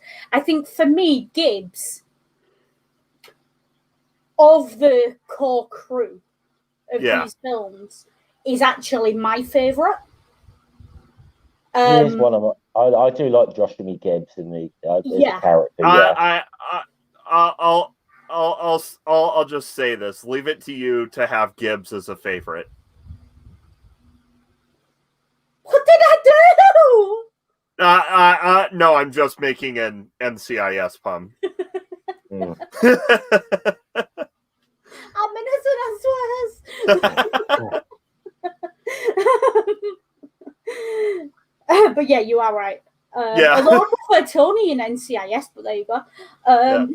Basically, I like the loose cannon, you know, characters who think for themselves. But the thing with Gibbs is not a leader. Gibbs is a follower. Yeah. He is. Yeah. He is always going to be... He doesn't want to be captain. Yeah. Yeah. He makes no move towards being captain at all, and he is by far the most experienced crew member. Yeah. He is in a lot of ways. Again, referencing that cut scene from A Dead Man's Chest, you get the impression that Gibbs and Jack were together when that happened as well. Yeah. And have been together a long time. And that obviously comes true later on in the series when we see that they've known each other since they were green. Yeah. And I mean, certainly when you get to the fourth film, which unfortunately I know is the one you can't get on Disney or whatever, Plus or whatever, but I mean, you really do get in a little bit more into the relationship between Gibbs and Sparrow in that particular film, and and the fact that Jack is actually kind of loyal to Gibbs. Actually, Jack is actually also very loyal to Gibbs, as we'll come to find out. I think these two are the closest we get to brothers in this franchise. Yeah. To a pair of brothers. And when I say brothers, I don't. You can argue it for the comedy pirates, but what I mean by that is the idealized. I think anyone would be proud and grateful to have a relationship with their brother like Jack and Gibbs have. Yeah. And that's what I mean by that. They're very... Yeah. They clearly don't have their own families, but they are each other's family. And that's the thing with Jack. Jack's crew are his family, whereas Barbossa's crew are his underlings. Yeah. Which I'm sure we'll get into. Because we got... I mean, I'm trying to remember where we are in the plot. Have we got to part of the plot where Barbossa's introduced yet? Or we've kind of we've kind of just followed Jack and, you know, Will, really, and Will and Skit, and so might as well circle back to Barbossa and Elizabeth. Yeah. This is where the film goes from swashbuckler to nightmare. Yeah. You best be believing in ghost stories. It's not even that. Yeah. It's Barbossa is... This is why I was really surprised when we get into the later films that Barbossa becomes an ally. Yeah. Because actually, albeit even all the way throughout the later films that Barbossa, he may be an ally, but there's always a bit of there's always tension, and there's always Barbossa's kind of out for himself as well. But he's out for himself in a different way than Jack is. Yeah, but also you kind of feel that deep down as well, Barbossa's kind of does have some does have some ethics, know. So here's the thing. Jack is good, Barbossa is lawful. Yeah. Barbossa is the chauffeur to Jack's Jean Valjean. And of course, I know we will probably, obviously, I know, ironically, a character that appears in one of the later films, Barbossa is modelled on him, which is Blackbeard. Mm. Yeah, he was very much so, modelled on Blackbeard. I mean, yeah, it was very much he was based on Blackbeard. Mm. So there is another tidbit that could potentially be problematic. Go on. So Barbossa's name is lifted from the name of an actual pirate who actually didn't operate in the Caribbean, but instead operated along the Barbary coast. Yeah. Barbarossa or Redbeard. Yeah, Redbeard. Which, you know how I was talking about Pirate Island? Yeah. Is it Redbeard? Yeah. Is it Redbeard with the cross? Redbeard's treasure? No, it's not Redbeard, is it? That's a different pirate in Thailand. Yeah. Ignore me. But the thing that makes it kind of possibly problematic is we know Redbeard was Jewish. I think that's a stretch for these films. I think very much it's so, It's not really something that was intentionally problematic. It's something that you might find problematic if you know certain tidbits of history. The thing is, Disney's quite clearly aiming this film at people who don't know shit about anything like that. Yeah. Redbeard, famous pirate. Yeah. If we want to start talking about historical pirates, let's talk about Blackbeard. Let's talk about the fuck's his name? Bartholomew Roberts. No. Calico Jack. No. Madagascar. He was captured on Madagascar and hung by the French. Oh. No, William Kidd. No, he was hung in London. No, hung by the French. Oh, this is doing my head in now. This is annoying because it's one of those things that I know that will come back to me like 2 hours later.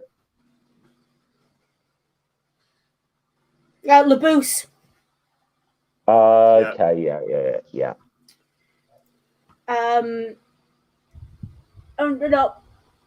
All of these characters had histories. Yeah. I think attempting to compare any character from Pirates of the Caribbean to an actual historical figure,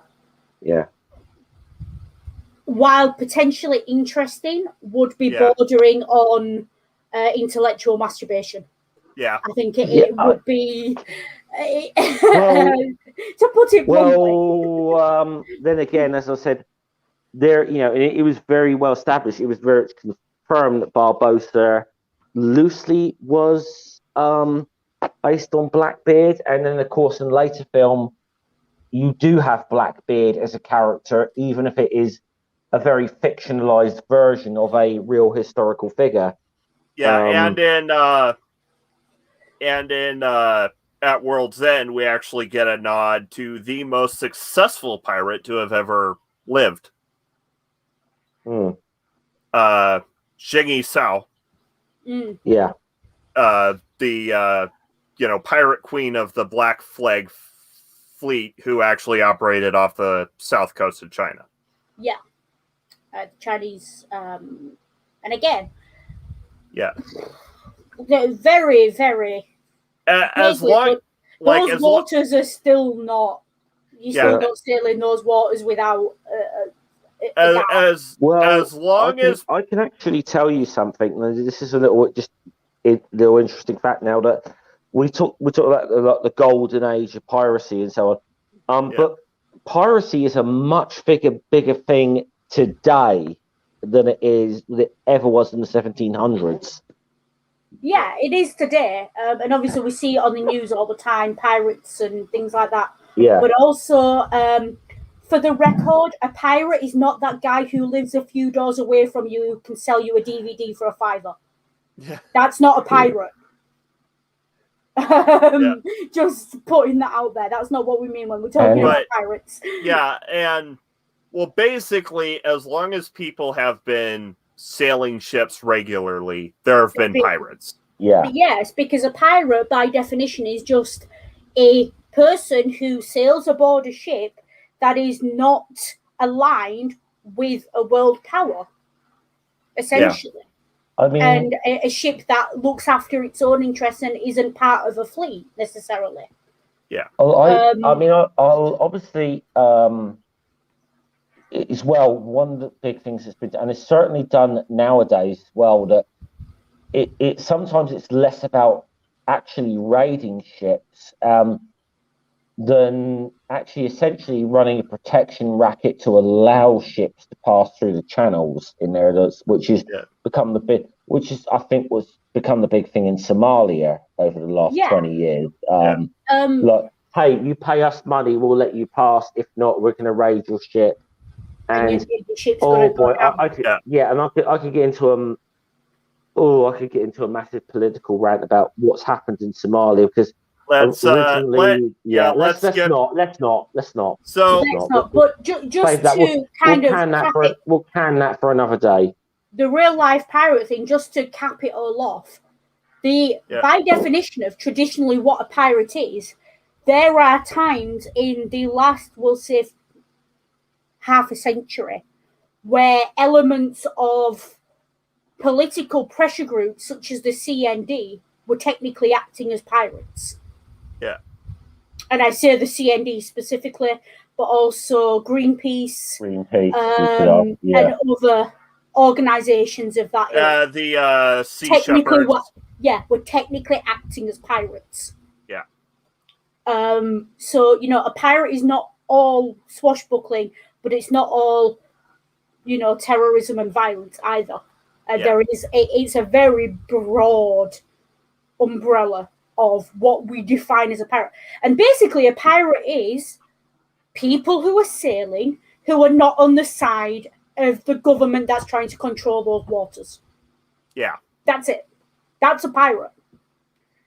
Or people who haven't paid that government. So when pirates are saying, pay us or you can't come into this port, they're pirates. But when the government does it, you're flying under that. It's a trade. And I may have mentioned this earlier in the stream, but obviously during the historical period, when these movies are set, there was the big thing called privateering, which is essentially a form. This is why should we say government-sponsored piracy. Yeah. This is why, like, say somebody like Sir Francis Drake is regarded as a national hero in England, but as a pirate by the Spanish. Or Henry Morgan, Captain Henry Morgan, be another good example. Or another good example would be, or at least for the Yanks, John Paul Jones. Yeah.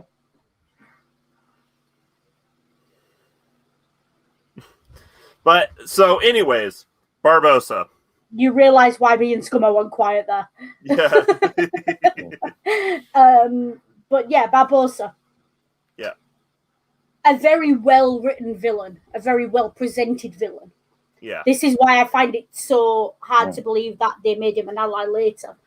Because he had literally no redeeming features in this first movie. Yeah. He was an out-and-out villain. I don't think they... I was going to say it could be put down, though, to the situation Barbossa and his crew were in of their curse, in a sense. No, because there's a line in there that utterly destroys Barbossa's character. Barbossa was Jack's first mate. Yeah. And he committed mutiny, and he does it to him again. And he does it to him again in later films. And this is what I mean by Jack's crew are his family. Barbossa's crew are his underlings. Barbossa has no loyalty to anything but profit. Whereas Jack, we see his loyalties broaden from just himself and pure selfish greed to other things. And Jack very much lives by that thing of he has to be able to live with himself. Whereas we get the impression if you put Barbossa in a room on his own for too long, he'd go mad because no one would be able to live with themselves if they behave like he does. And so, it really isn't until the last film that they did that they ever gave Barbossa a motive or a reason to be anything other than having his own self-interest in heart. And we won't get into it because obviously that's a stream for another time. But in this first movie, he's such a great villain in a way because there isn't anything really redeeming about him. Which is funny because his entire arc as a character, if you're just focused on Curse of the Black Pearl. What arc? His arc is a straight line. Well, his character path. Yeah, because there's no development. There's a path, there's no development. Is him trying to seek redemption from his, redemption to break from his curse, but he doesn't get it. Yes, because he doesn't understand what redemption is.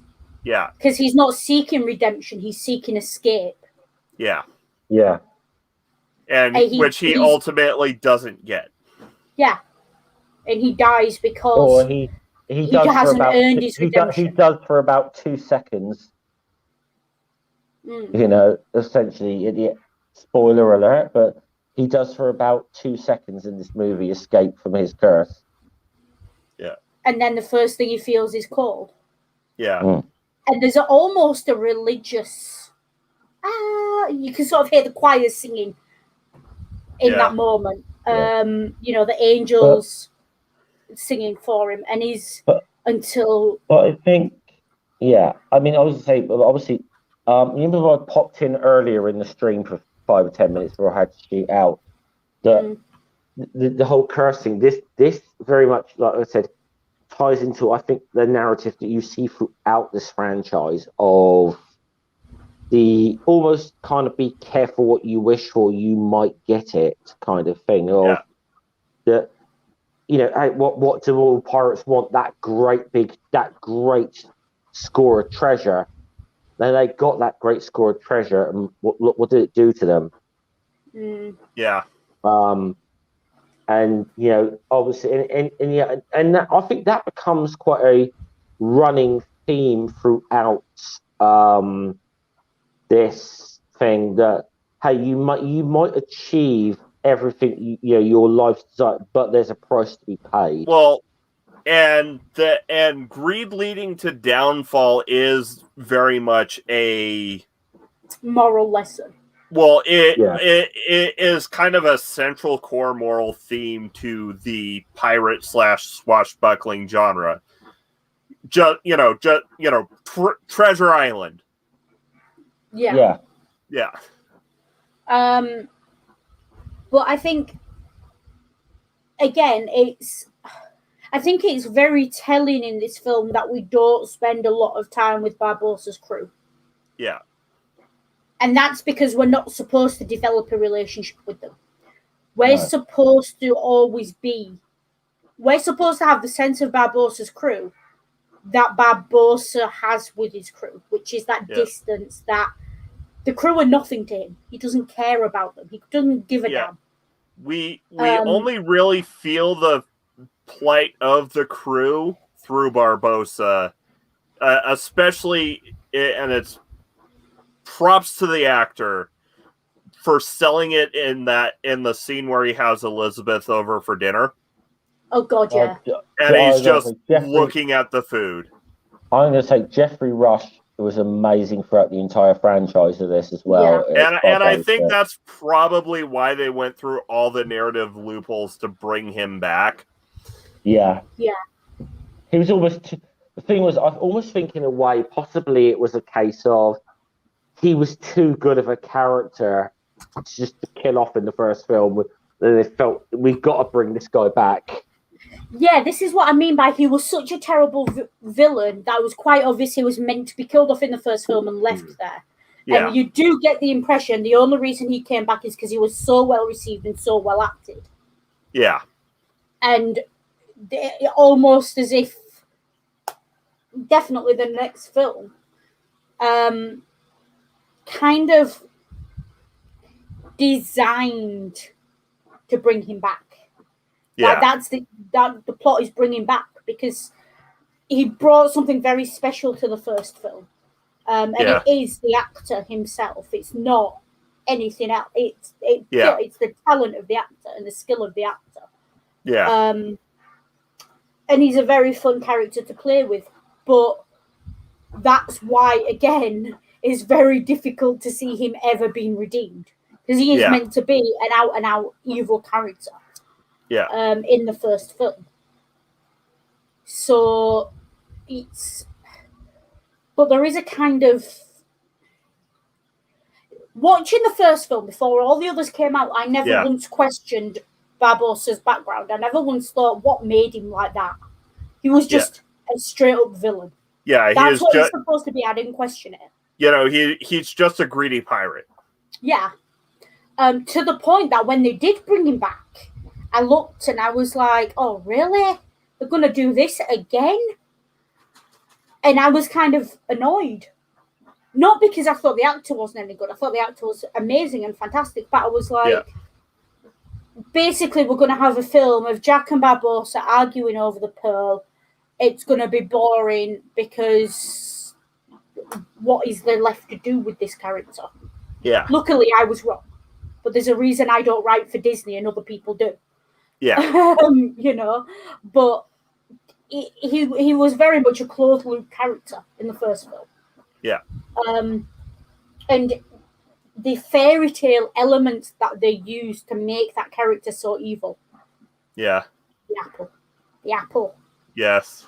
And the poison and just the way he talks about.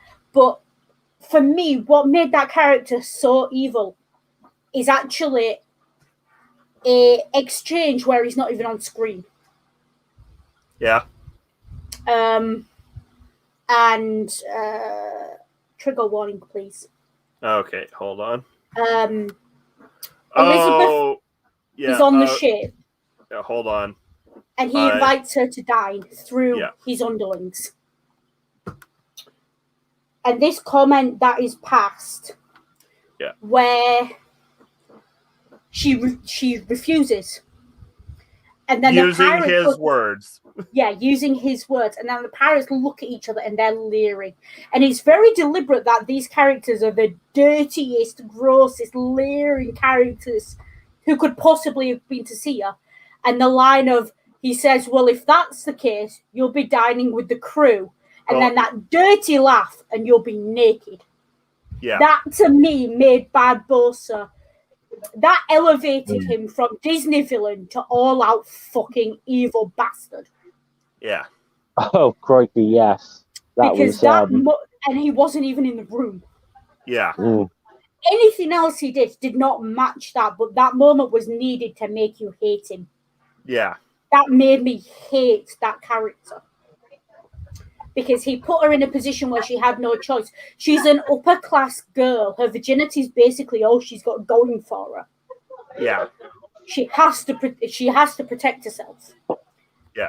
And even beyond that, the entire crew, this motley crew of dirty, vicious, violent, evil skeletons, basically. That's what he was threatening her with. And that threat actually gets worse throughout the film when you look back on it. When you see what the crew are actually like.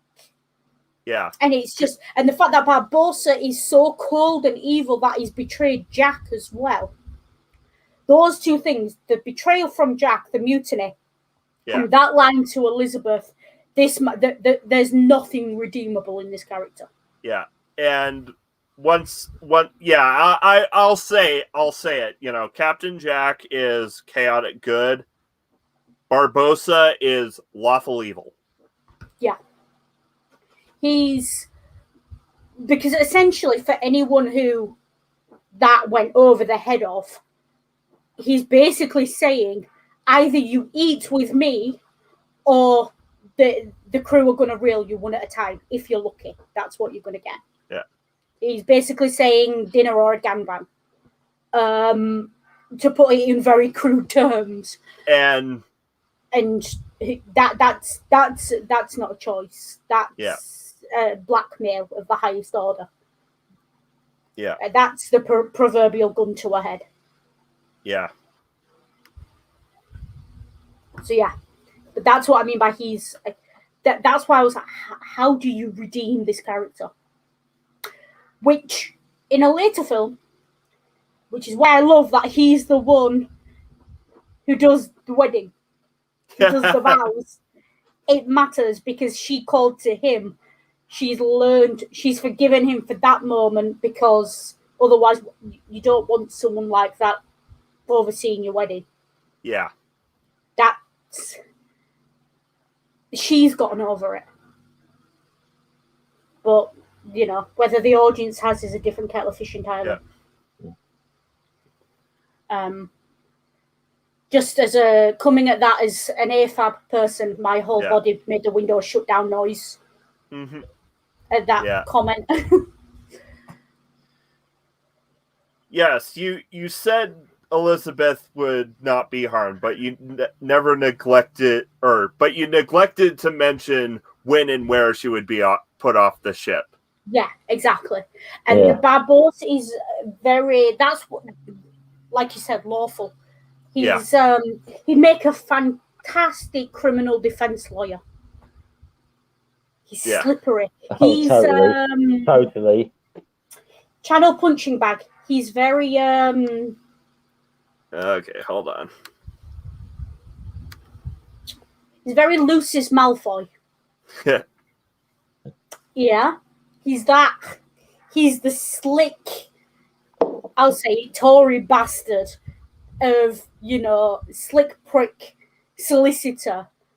You know, who, you know, has got half the mafia in his phone book and they've got him on speed dial. Like he's that guy. Yeah. Although that's actually an insult to. You mean he's like Trump's ex-lawyer? No, because Trump's ex-lawyer wasn't competent. No, Trump. Back in his early days, Trump's lawyer was also a mob lawyer. Yeah. So he's a guy like that. You could see him doing that job very well. He's a. Unlike Jack, he's a man of few words. But by God, he knows how to make them land. Yeah. Now, of course, we learn that Elizabeth isn't or rather, the pirates learn that Elizabeth isn't actually a Turner. No, she lies to them effectively because she assumes, well, she's the governor's daughter kind of thing. Be good to lie about her identity because you'd assume, wouldn't you, that's what Daddy's little rich girl would be. Yeah, it'd be a hell of a ransom. Hey, she'd be a hell of a bloody ransom, you know. So she lies and gives her name as Turner. You have to wonder if there's a touch of wishful thinking there as well. Yeah, I think so. I think the fact that she chose Will's because it was always hinted, kind of, even in the beginning, you know, with the her maid sort of say talking about, oh, that Commodore Morrington was a fine man, but so's that William Turner. And Now just, that is now you spoke. Now that's too far. You've spoken out of line, guy. But it was almost Elizabeth. It was almost in a certain way. It was Elizabeth kind of reacting, because betraying her her hidden feelings to Will Turner. Yeah, definitely. I think so. And you get the impression she learned to like being called Turner. Yeah. And that's a very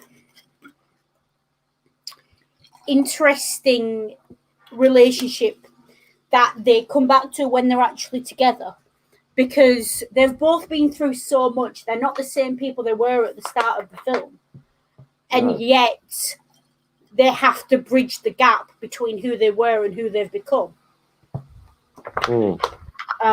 Which we'll get to in the final showdown, I'm sure. But this entire cave scene, again, Jackie's very. Whose side is Jack on again? Jack's on Jack's side, yeah. Yeah, Jack's on Jack's side. But even when Jack's on Jack's side, Jack's a chess player. He's thinking on 4 or 5 levels at once. And he's clever enough to see just enough that Will trust what he's doing. Leverage. Well, and obviously the fact that there is the conversation where the bit before this with Will and Jack, where Jack kind of reveals to Will, look, your dad was a pirate, and I knew him. And Will's initially like, no, my father was no pirate, sort of thing. And and Jack's like, no, he's a pirate, and he was, it's So Luke Skywalker moment. Luke, I am your father.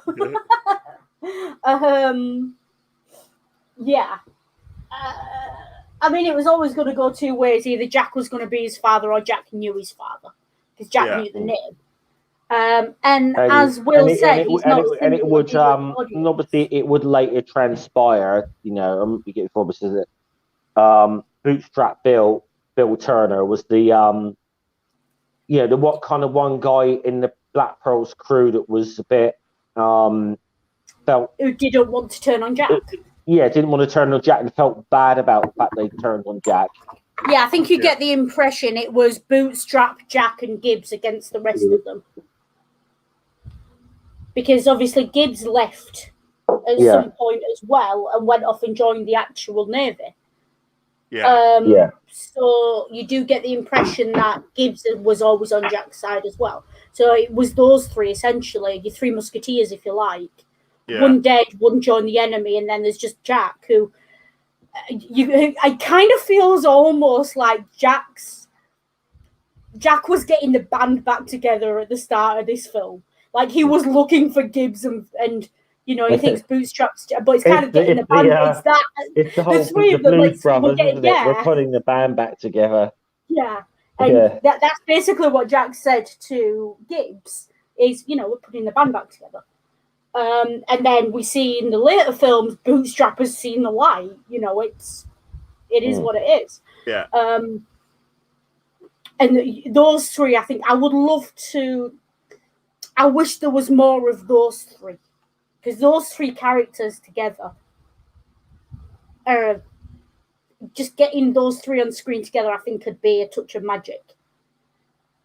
But yeah. So, but yeah, Jack's trying to get the band back together throughout this whole thing. Basically, he's trying to build a crew, isn't he? Don't you still ring Geo Sam just sent you a message on Twitter? Yeah, I replied to it. Oh, cool. Yeah. So I just saw that. This whole showdown, though, very clever CGI. Yeah. Blink and you miss it CGI, very, very good. With the way the skeletons change through the lighting. Someone in the art department looked at that and went, I know, let's let our art people have a bit of fun. That's how that went down. And kind of the whole reveal that we've also got a zombie movie on our hands here. Yeah. Yeah. But yeah, CGI spot on. Just raise a glass to that team because wow. Well, also the fact that they're undead pirates does lend to a bit of ultra violent slapstick in some of the fights. Yeah. And I will say as well, that film is nearly 20 years old and the CGI holds up. Oh yeah.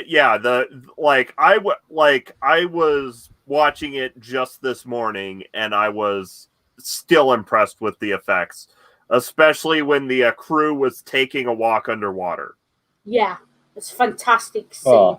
Obviously, all done CGI. There's no way that was done in any kind of real life situation. And in the cave as well, jumping between human skeleton as you're going through that's a very technically difficult thing to put together, and they did that really well as well. Yeah. So again, another thing that pretty much I don't believe any studio but Disney would have had the money to do and do properly. And this is what I mean by, for any other studio, this film would have been bank or bust. Yeah. I mean, in a certain way, I mean, this was the whole thing. This franchise was a bit of a risk for Disney at the time, and she mentioned earlier before I even jumped in that the genesis of this was that it's been a ride at Disney, various Disney parks for years called Pirates of the Caribbean.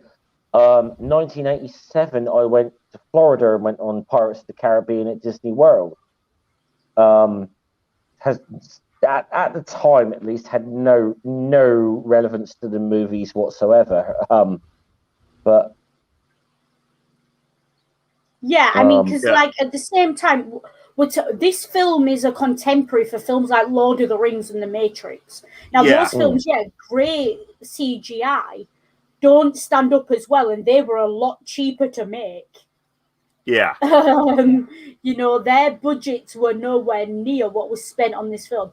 There was a fire mid-filming that did like $500,000 worth of damage. Yeah. While they were filming, and they actually looking at this, the Black Pearl was built on the Spruce Goose stage in order to control fog and lightning. The Interceptor was a redressed Lady Washington, a full-scale replica sailing ship from Aberdeen, fully repainted before going on a 40-day voyage in 2002 and arriving on location in 2003.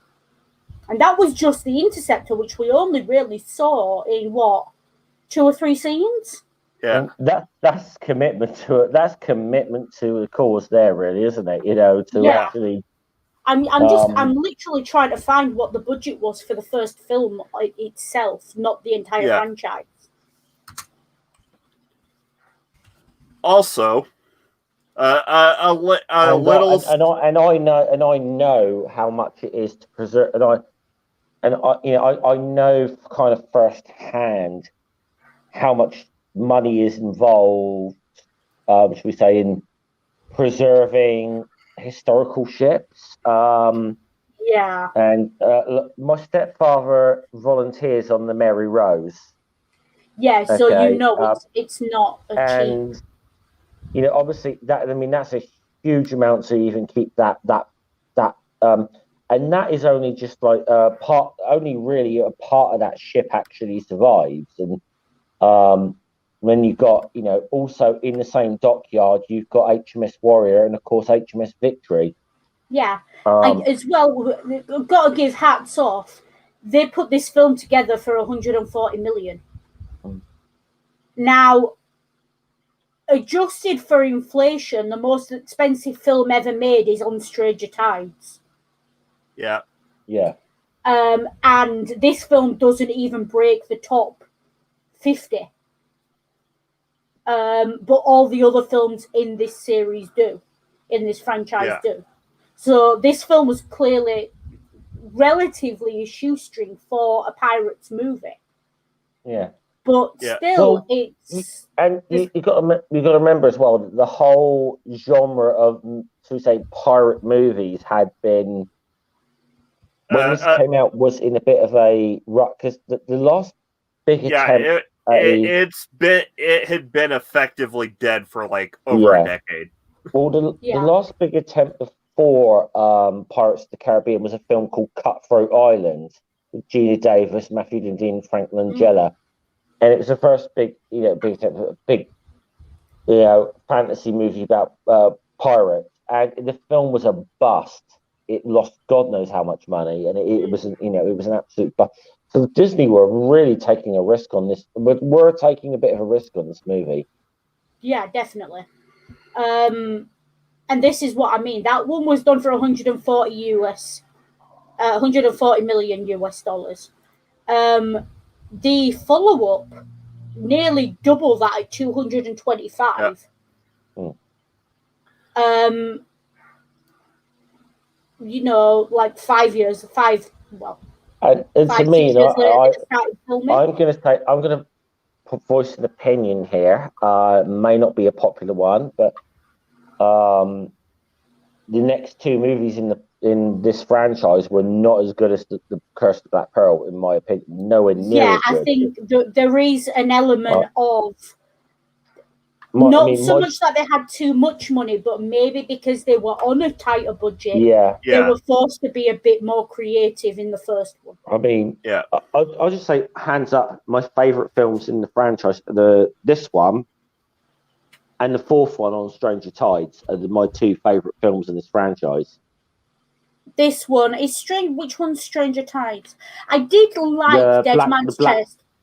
The Blackbeard one was the Stranger Tides. I would say for the whole film experience, those two are my favourites. I did like Dead Man's Chest, but I like Dead Man's Chest for the plot because it's more character driven, and that's just my preference. Yeah. But visually, definitely the first one and On Stranger Tides are the stunning ones. Speaking of plots, where are we in this one? Because we've gone way off course here again, haven't we? We're in the cave, I think. We're still in the cave. We're in the cave. First time or second time? First time. Although we should move on to second time because we should really talk about Norrington now. Yeah. Well, and obviously as well, I think we get to a certain point, don't we, with where they kind of realise who, Barbosa's kind of realise who Will is, who the real Turner is. Yeah. Oh, yeah. Well, I mean, Will straight up tells him who he is. Yeah. And then they do the whole thing with Elizabeth Swann and Jack Sparrow making them walk the plank, but they put them on the same islands of course, this is the big reveal that Jack has quote unquote escaped from. Yeah. He told all these fancy stories about how he escaped from being marooned on these. The thing is, tying a couple of sea turtles together, and it turns out, as we said, we get this. It turns out that what had happened his way off. They just put him on the wrong island. It happened where the rum runners ran, and he's basically spent 3 days on the beach drinking rum and but the thing is, Jack never tells his own story about what happened on the island. Yeah. Gibbs tells the story. Jack just doesn't refute it.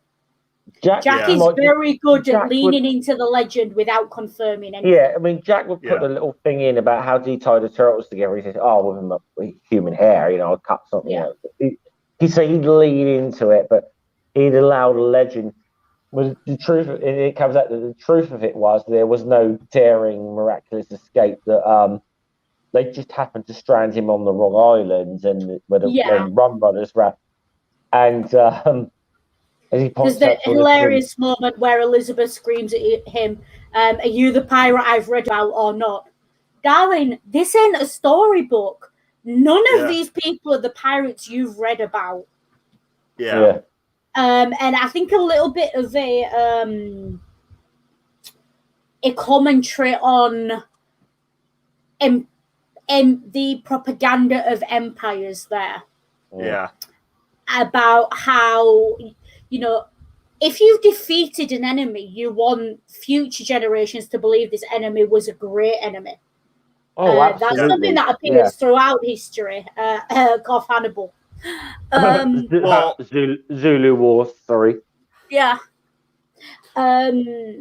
It does happen while you're fighting the enemy is the enemy. As soon as the enemy's beaten, the enemy is.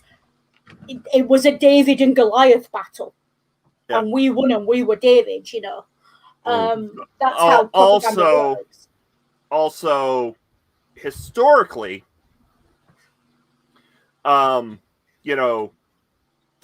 first histories of pirates were actually just essentially lurid, leaflets, for the masses. Yeah, they were basically the essentially like 18th century pulp novels. Yeah. I mean, there was a quite famous book was published during or around the so-called Golden Age, a history of the pirates. Yeah, that's what I was referring to. Spelt Pyrates. History of the Pirates. Yeah. Which does tell some very. Well, to be fair, that was before the English language had been. Yeah, and that's the thing. But it did more play into the legends of. Pirates, absolutely. That's the thing, though, isn't it? That there's a lot to there's a line between propaganda and history, and the line was very blurry in that era. Well, the famous legend is when the Battle of Ocracoke in I'm sure it's off coast the Carolinas. Where Blackbeard was finally defeated by the Royal Navy, and there's the famous legend about they cut off Blackbeard's head and threw his corpse overbody, but the corpse swam around the ship 3 times before it sunk, trying to get his head back, and it was those sort of things, Yeah. Though I will say, it's a line. So here's another thing that we know about Jack from a line he says earlier in the movie. He is likely educated enough to read. Yeah. Because he makes a reference to Dante's Inferno. Mm-hmm. Oh.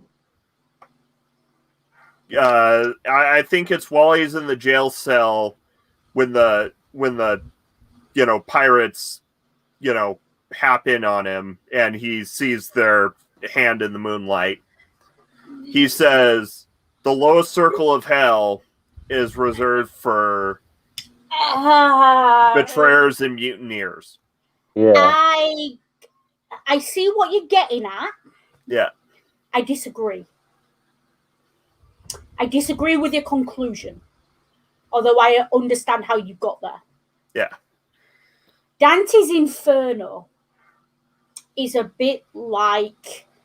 Jack being able to talk about Dante's Inferno is a bit like how I can talk about Star Wars despite having never seen it. Yeah. Fair enough. It was such a cultural phenomenon. It entered the language and it entered... Well, I mean, heck, it even now it shapes the Christian conception of hell. Yeah. So he wouldn't necessarily have had to have read Dante's Inferno. He just had to have heard a mass. Yeah, that's the point I was going to say. Yeah, he didn't necessarily have had to read also, one of his crimes was was impersonating a member of the clergy. Yeah. So quite clearly, and again, the religious impact, the impact of Dante on religion would have permeated the culture to an extent that someone quoting Dante is not necessarily because they've read Dante. or even know that that's where that idiom comes from. Yeah. That's just the lowest circle of hell, which actually, if you read to be honest, Dante, the fact that they refer to it as Dante's Inferno, not the Divine Comedy, is a bit telling. He doesn't actually. He just says the low circle of hell is reserved to betrayers and mutineers. Yeah, I mean, even today, though, in modern times, people talk about, the lowest circle of hell is reserved for whichever person has just pissed me off. Though, actually, it is actually accurate to Dante's, to the Inferno. Yeah, no, because those are some of the worst crimes you can commit, which is the point. But, Judas is in the lowest circle, for example. Yeah, as a betrayer. Yeah. Brutus is as well. Yeah, as is Brutus, yeah. I knew there was someone else that was in there that I remembered. It's been a while since I've read the Divine Comedy. Cut me some slack. Next time on Media... No, just kidding. Holy shit. But yeah, we talk about circles of hell all the time. Even just on TV shows, you hear people talk about, there's a circle in hell reserved for the person who did X. Or, it's not, it doesn't necessarily indicate a level of education, even though he's right. He is right. Yeah. But this film, there's a lot of pseudo-religious commentary that goes on in this film anyway. Yeah. Do you want to comment? So here's the thing. Do you want me to go into the crackpot reading I came up with in my Fundy days now, or do we want to save it for the end? It depends. How reliant is it on the other films? Oh, no, I mean now or the end of the episode.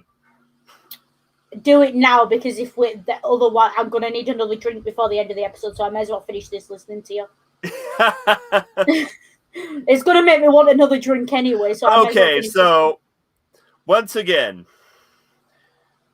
big fucking asterisk. This was Fundy Ring who came up with this.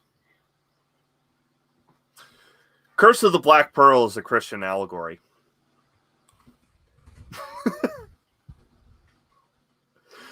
So the pirates, the pirates are cursed for hoarding the wealth, and the only way to break the curse, which is, of course, an allegory for the sinful nature, is to cast away their riches, returning the gold, and believe in the blood sacrifice of the son. Yeah. Yeah, you did say it was crackpot. Yeah. You can read a religious allegory into anything. Yeah. If you're enough. Yeah. There's always something. Yeah. I'm sure someone's tried to do an Adam and Eve thing. Well, I mean, obviously, with the apple symbolism, with Barbossa yearning for his apples. Mm-hmm. It sounds a bit like that. There's an old joke of Jesus and Prometheus, and Prometheus asks Jesus, like, what happened to you? He says, well, I got crucified on the cross or whatever, on Friday, but I came back on Sunday. Prometheus says, oh, sounds like a bummer of a weekend. Mm-hmm. Yeah. When you think about, if you want to talk about messianic figures who sacrificed for humanity, why are you worshipping Jesus when Prometheus is right there, chained to the wall, having his liver eaten every day? Yeah. And he actually gave us something useful. Yeah. And practical. So, yeah. Liver for all your bird feeding needs. You're very lucky I swallowed before you said that.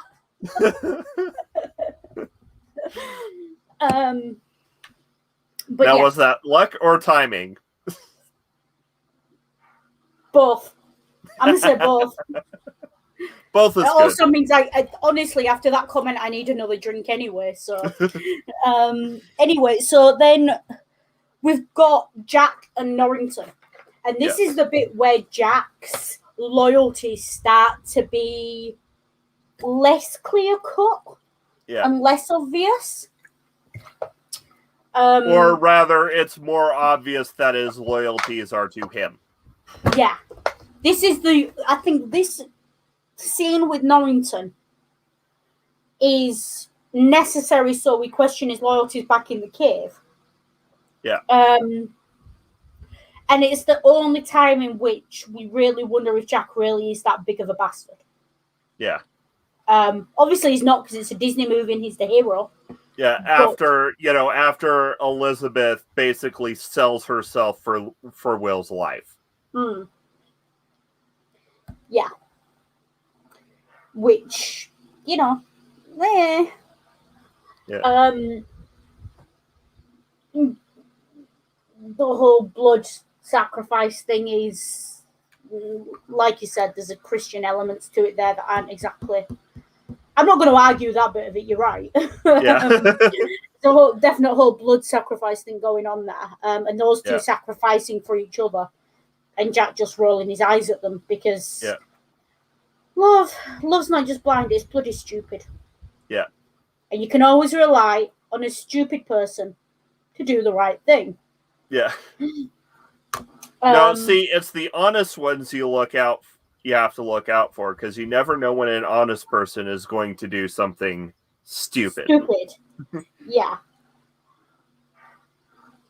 But you can always trust a dishonest man to be dishonest. Yes. Or can you? Yeah. Is the entire setup to this scene, which is fantastic. And what I love about it is there's no nudge, wink, wink to the audience. It's played straight. Yeah. Like, you are genuinely sat there as the audience looking at this and going, what's Jack doing? Yeah. Is he a pirate? Is he on their side? Is he not on their side? How's this going to go? Yeah. But I think, for me, it wasn't a surprise when Jack went after Barbossa. Because there's revenge at play here, and there's justice. And Jack has a very straight sense of justice. It's not law. It's not law. It's justice. Yeah. And I think the whole thing with Jack and Norrington, the foil thing is the difference between justice and the law. That's what these two are. And you wonder why the generation that were raised on films like this are going out and protesting bad laws and policies, people. Look at what you raised us on. Basically, yeah. Cough. Clear your throat, Ring. Weren't we talking about digging a hole and cooking a pig earlier?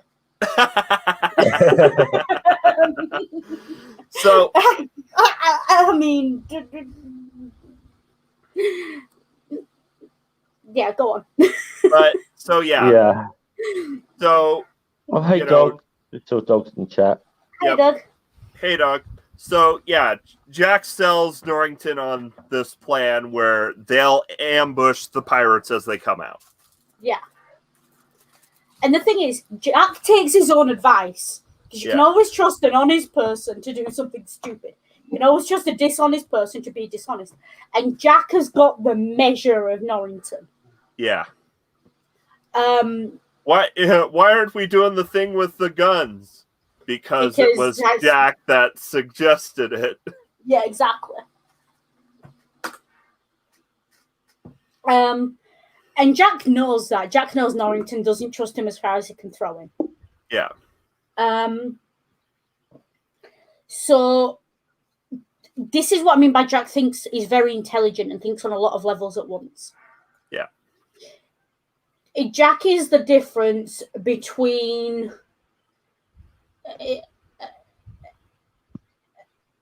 thank you. He's the difference between Sorry, my rum and coke has just arrived. Cheers. I think smart and intelligent, or street smart and book smart. Yeah. Norrington's very book smart, but quite clearly the dude doesn't know shit. But Yeah. Jack's also the difference between strategy and tactics. Yeah. Which I am sure I'm going to say mix because of that question mark. Our mix former analyst has commentary on the difference between tactics and strategy. Yeah. But Jack's adaptable. Yeah. Jack is very adaptable in such a way that you get the impression he knew what was going to happen the whole time. Yeah. And you've got to be good to be able to pull that off. No, there is one line from Barbossa that catches Jack off guard. Because he sells Barbossa on the plan, and he goes, "Okay, to the boats," and then Barbossa says, "Boys, take a walk." Yeah. Because he's like, "Oh yeah, they don't breathe." Yeah. But again, I think that's the difference with Barbossa's willing to use the curse to his advantage. Yeah. Jack's clever, Barbossa's ruthless. Though Jack also does use the curse to his advantage as well. Yeah, he does, but only after he's seen Barbossa do it. Yeah. Jack learns fast. You only ever have to show Jack something once and he learns it. Yeah. See, I was going to say, when you've had the thing with Norrington and Jack, I was also going to say that Norrington is using chess tactics where Jack is using go tactics. If you're make an analogy on board games here. I think for me, Norrington's playing chess and Jack's playing poker. For me. So, yeah, I know what you mean for sure. So, actually, I think I'll have to disagree with you on that, because if I remember right, Jack pockets the medallion while he's proposing the exactly. plan. Jack's always looking for a way out. He's always got an eye on the next card to turn over. Yeah. He's always playing three hands up front and thinking about what's going to happen next, where he's playing. He's spreading his bets. Yeah, and during this scene and the following the following fight that ensues, the camera work is very well done, because it shows you where Jack's amulet is. Yeah. Because when he's dropping out the amulets into the chest, there's a close-up on his hand as he sleight of hands the last one. Yeah, there is. And then there's another close-up on the amulet when he cuts himself and tosses it to Will. Yeah.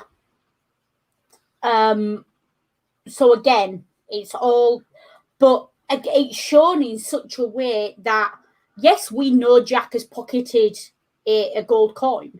Yeah. But we still don't know why. And all it does is give the audience more time to question that before Will and Elizabeth realize what he's done. Though I will also say, unless you're paying attention, it's very easy to miss that detail until it's made explicit.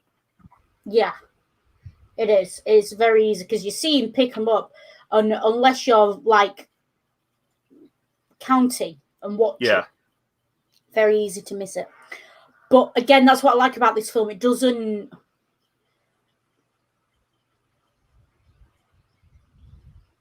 It doesn't at any point treat the audience like idiots. Yeah. It doesn't serve it up on a plate for you. And I think that question Doug's just asked is the whole point. Yeah. With Jack Sparrow, you just don't know. No. There is a very clear answer. The answer is both. Both is good. Both is good. Yeah. Jack knows Jack makes his own luck. Yeah. And he's just adaptable enough within that to make things turn out well for him. Yeah.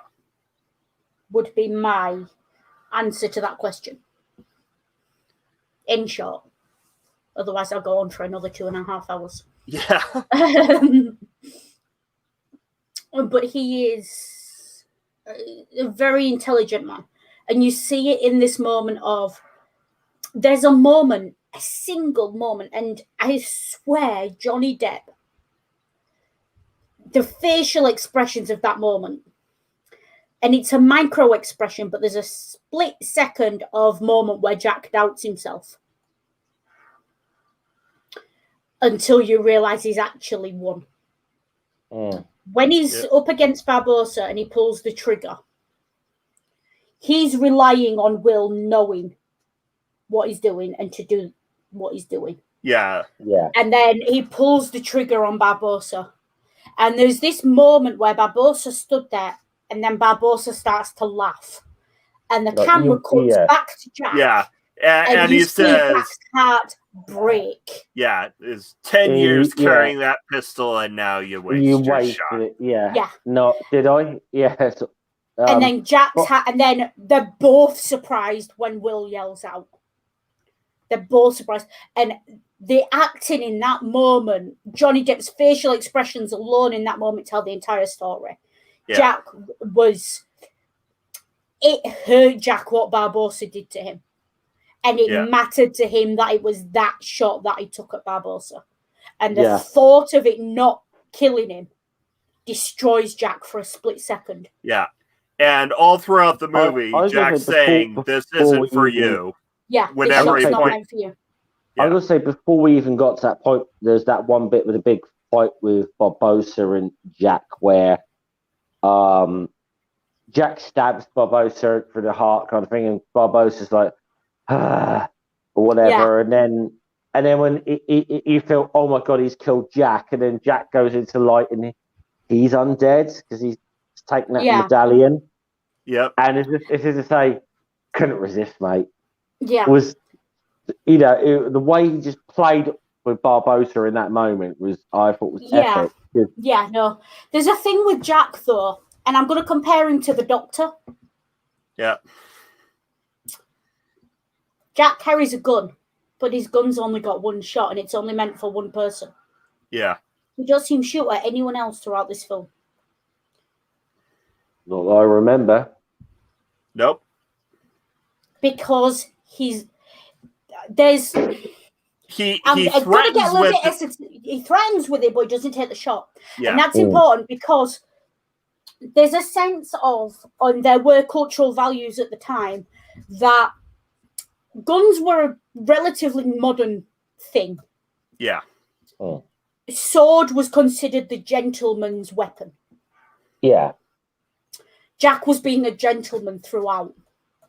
He didn't take the shot.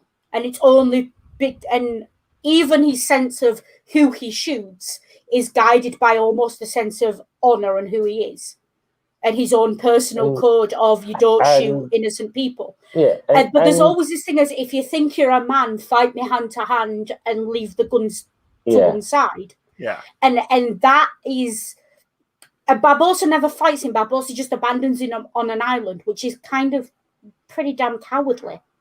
Yeah. And so Jack's taking Barbossa's own weapon and turning it on him. And there's a lot of cultural values and a lot of possibly toxic masculinity going on there, but a lot of sense of honor and decency and what it means to be a good person and what it means to fight and live and die honorably and be able to live with yourself.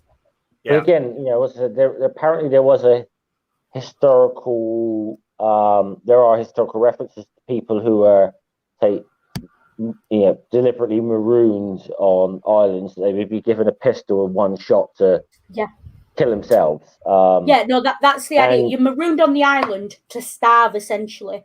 Although heat stroke will take you first and thirst will take you first. So, basically, but the idea is that gets the pistol with the bullet is it's a mercy. It's a mercy to put yourself out of your misery. Put yourself out of your own misery. Are you man enough to do it yourself, basically?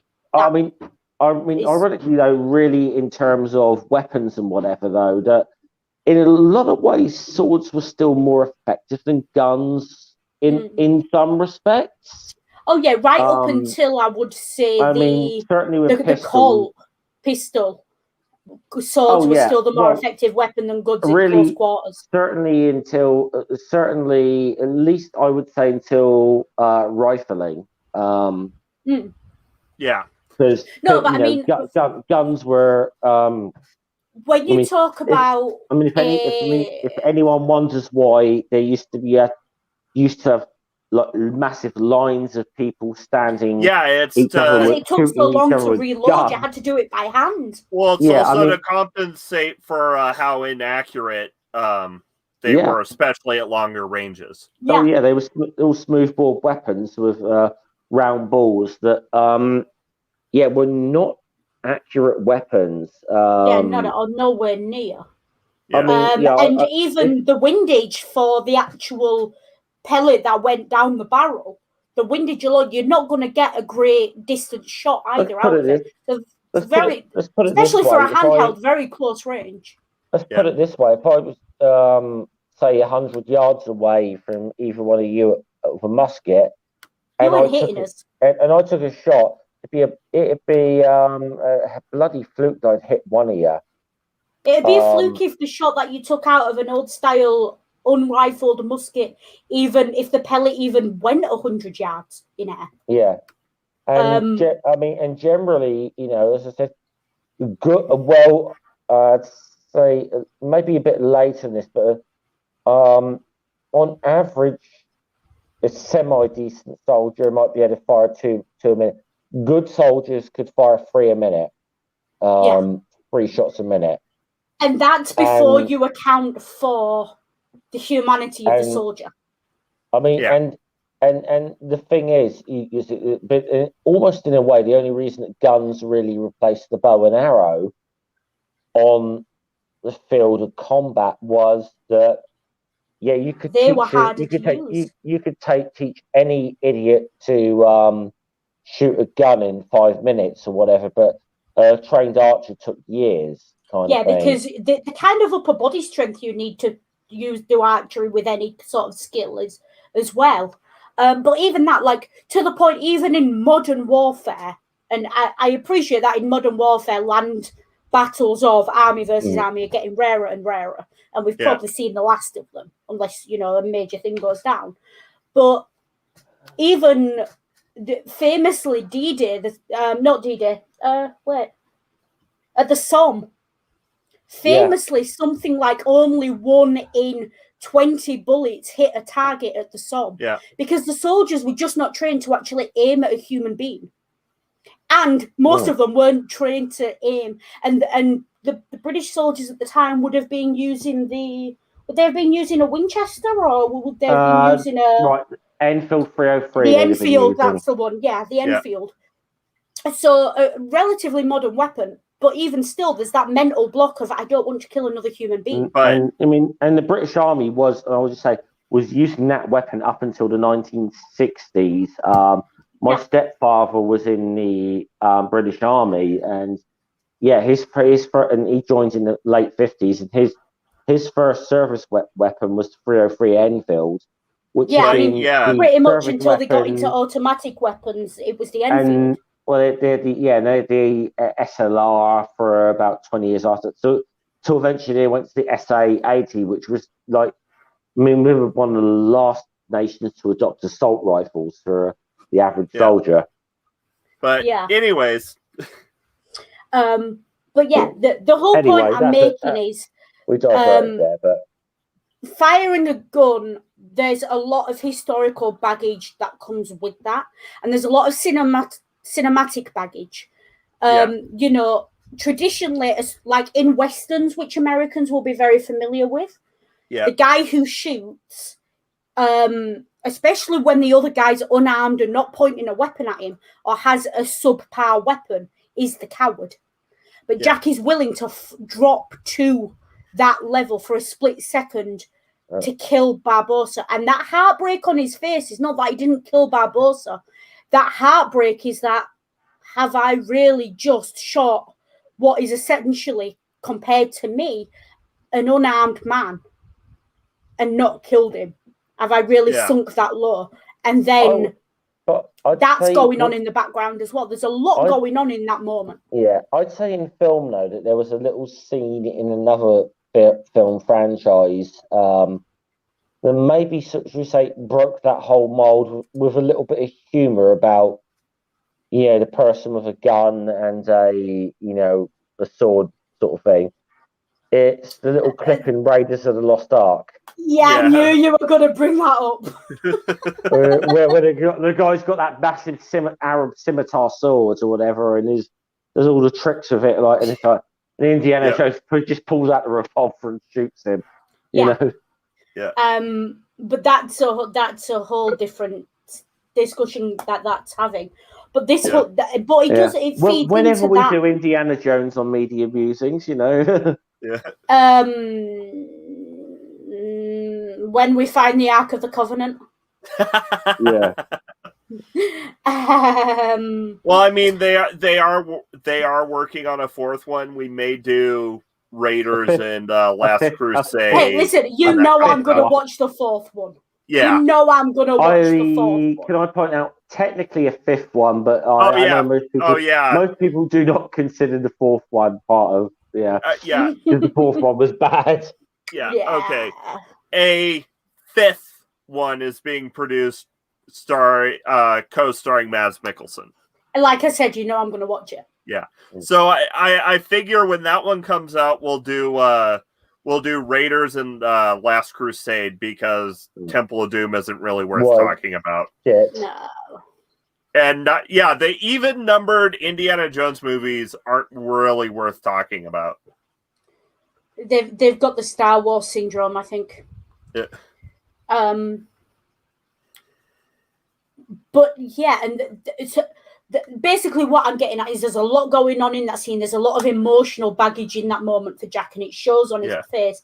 And kudos for Johnny Depp for getting all that across without ever saying a word in 3 seconds on screen. Not even that. Yeah. And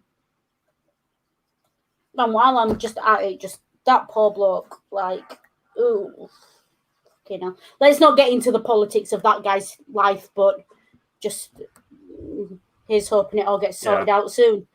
I won't get too much. I won't really go too much into the whole controversy with Johnny Depp's relationships and that whole thing.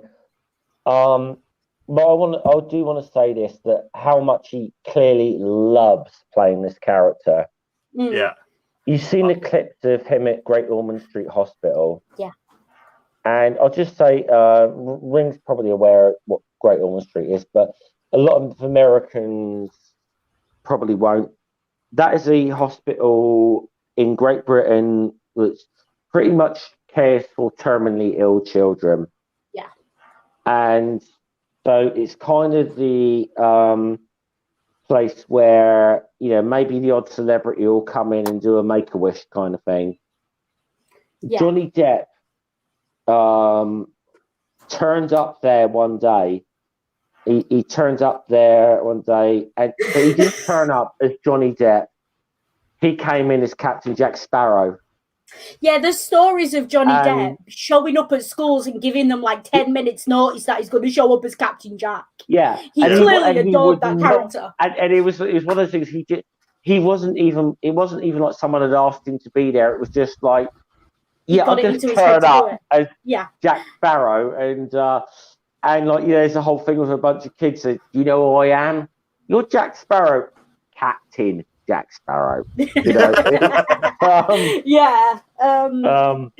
that word is very important. Heartwarming. There's a very very wholesome theme of talk with a terminally ill girl who just comes up and gives him a hug and whatever. It's very heartwarming. And it's just protects this wholesome being of a human being. He is. Clearly that was, I think, for him as well, he was a relatively big name before that. He was a big name. But this film, I think, Johnny Depp will always be Captain Jack. Yeah, it basically pulled him from that guy in all those Tim Burton movies to Captain Jack Sparrow. Yeah, the Captain Jack Sparrow. And the fact that this is a role that he's returned to so many times, because Johnny Depp not really known for doing that. He's always done slightly eccentric roles, but the fact that he clearly loves playing this character. Yeah. And I will say this about the Pirates franchise: if they do a sixth film and Jack, I think it's to a point now. If they do a Pirates film without Jack Sparrow, it is not going to work. It's not going to work without Johnny Depp. Never mind without Jack Sparrow. Yeah. Even if they recast it, which they were threatening to do at one point, it won't work.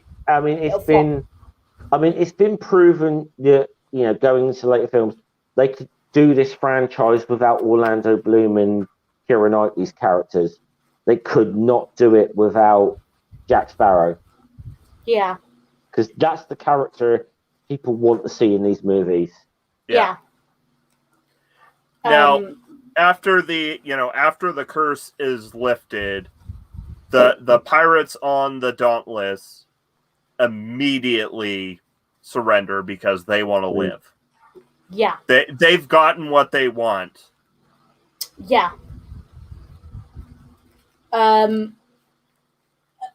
So that, to me, I think they're following the person they think can help them. That person they think is Barbossa, ergo they follow Barbossa. As soon as that's over, though, they're survivors. They're trying to survive. That's all they want to do. And there's no real malice in them in that sense. Yeah. And then we start to see the dark undercurrent of the British Navy. Yeah. We establish, if we hadn't already, that Elizabeth's father is a coward. Yeah. Very much so. And likes to... There's an element there of him taking credit for a battle he had no involvement in. The only real redeeming quality her father has is he's willing to let Elizabeth be Elizabeth. Yeah, I think he loves her enough to let her be herself. He's a very loving father, but that's his only redeeming feature. That is his redeeming quality in this, and the entirety of his part of the battle on the Dauntless is hiding in the stateroom from the hand. Yeah, crying and. I hope no one's counting how many times I've referred to. And I will say, it's a great funny scene when the curse is broken and he opens the drawer and is like, ugh, Yeah. Yeah. That's what happens when the Addams family goes wrong, folks. I'll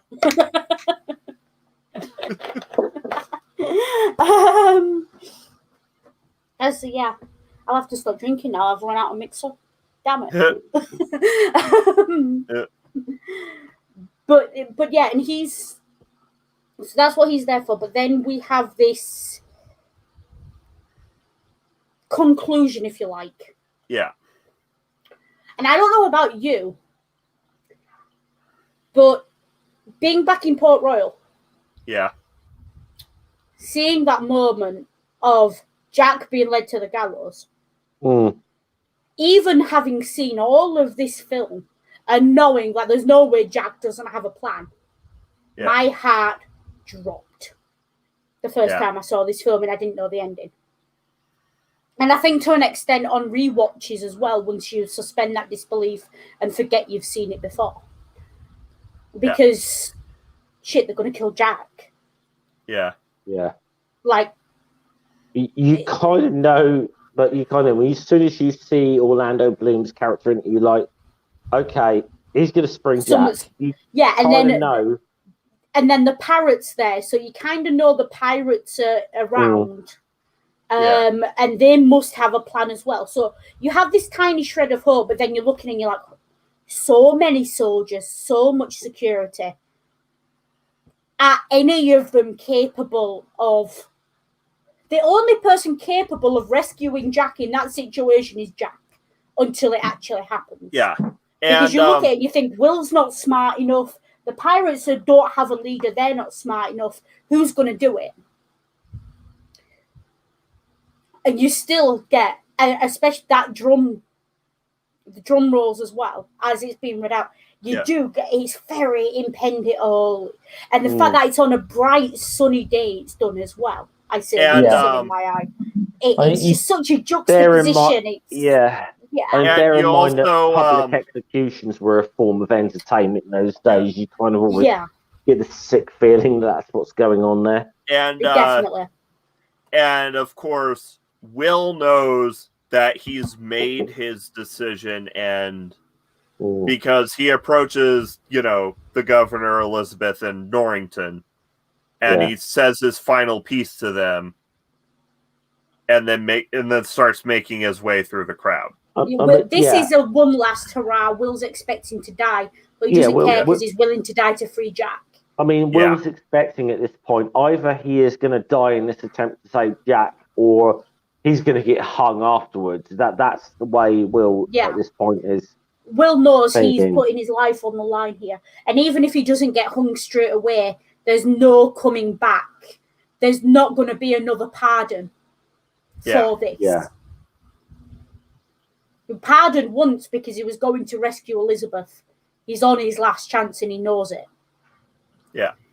And also, with the hat, he looks very swashbucklery. Yeah. And the music again. The theme. For me, in this film, that music is Will's theme. Yeah. I think you could very much call it Will's theme. Which is also, remember, the title of that track is He's a Pirate. Yeah.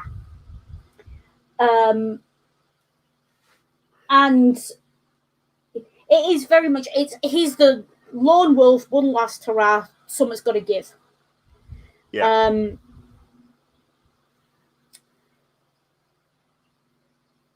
And he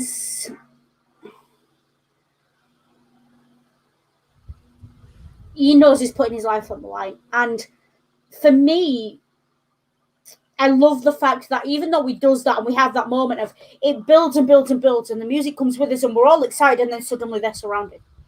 Yeah. And it's like, oh.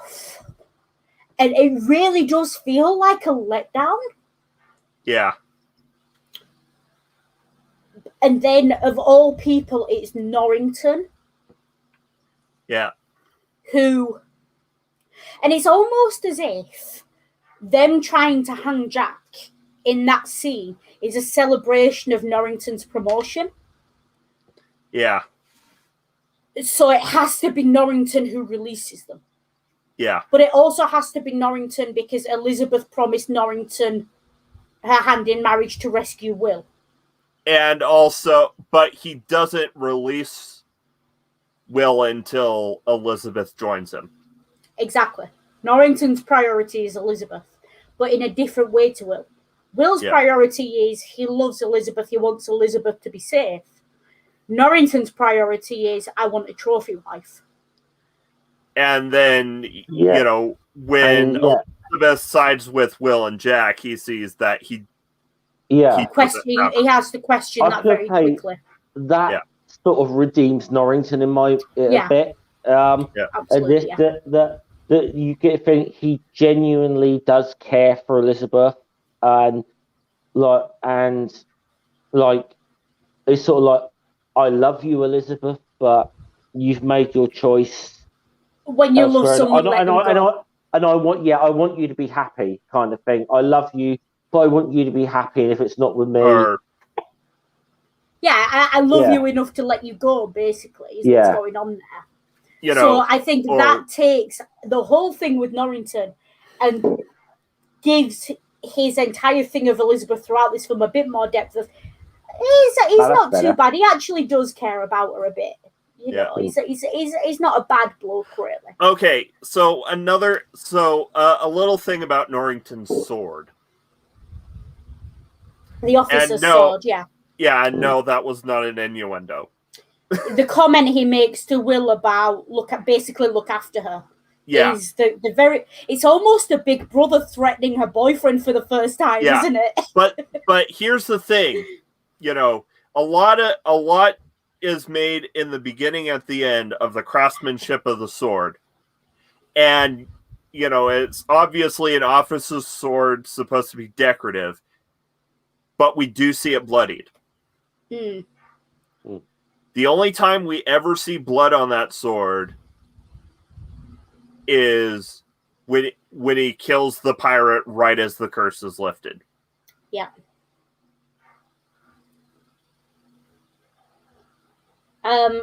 Which I think is important because it gives him that depth. Yeah. Especially as we know that they brought him back for later films. Because otherwise I don't think you could have done that with him and brought him back. Because he'd have just been... He's very forgettable, he's Norrington. Yeah. But I do like the way he speaks to Will. Now, there's a line here. Because that conversation in 2003... You almost expect Elizabeth to be glad for that conversation, to be grateful that he loves her enough to do that and to compare her to something so wonderful. Yeah. That conversation has not aged well. Oh, yeah. Because it does... he's not talking about the sword, he's talking about Elizabeth, but he's... You know... Hey, ladies, what inanimate object are we being compared to today? Yeah. Right, sorry, hold on. I'm just going to reply to something that says, no, I do not agree with that comment you've just made at all. Yeah, we've been basically gushing over Pearl, over Curse of the Black Pearl for like 3 hours. There are one or two of these now. Okay, there's one or two of these films I do not think are that good. But as a general, I do love the series. In general, yeah. I think it's got far more high points than low points.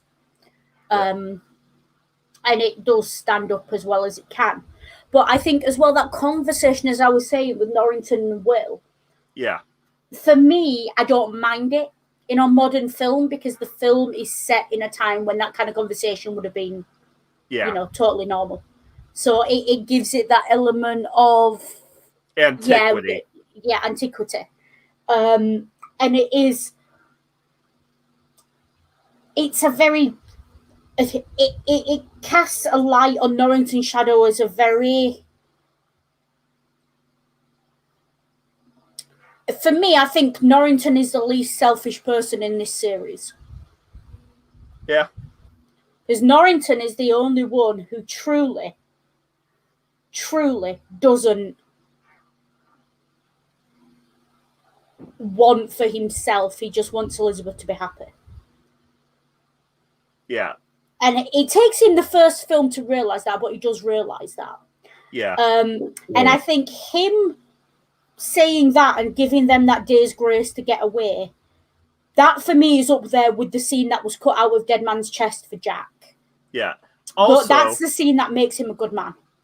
Also, interesting bit of mirroring where the same place Norrington proposes to Elizabeth is the place Jack makes his escape from.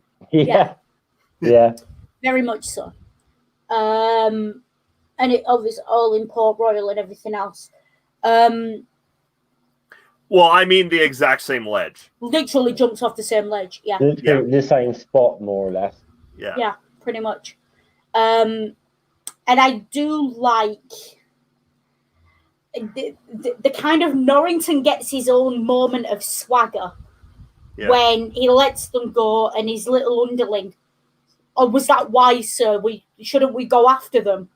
And he's like, I'm sure we can afford to give them a day's notice. Yeah, give them a 24-hour head start kind of thing, yeah.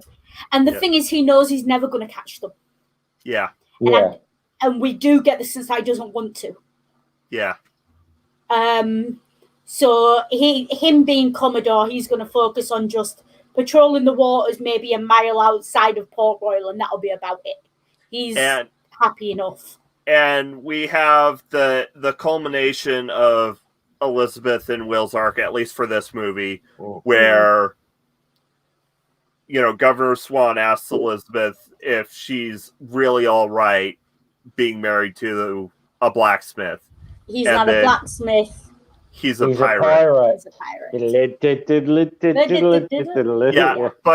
Yeah, but then it cuts to Jack.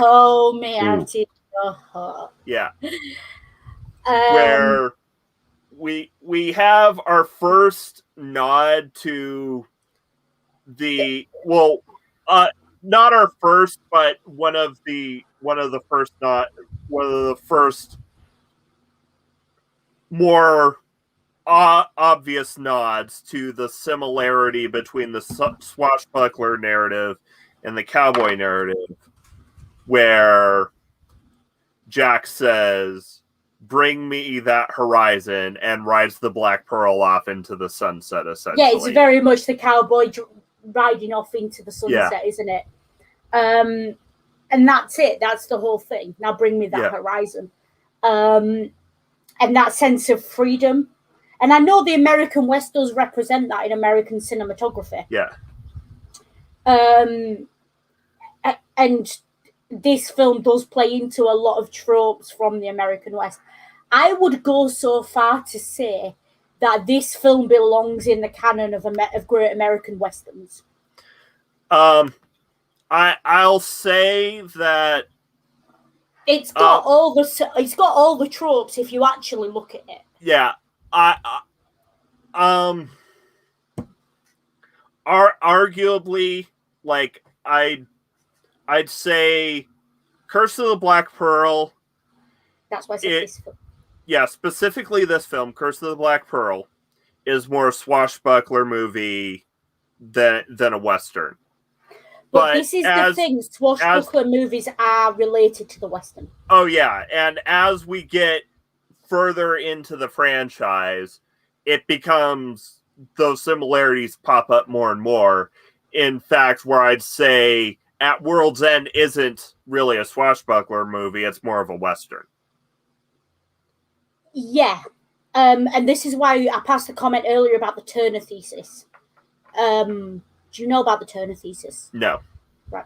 The Turner thesis famously declared the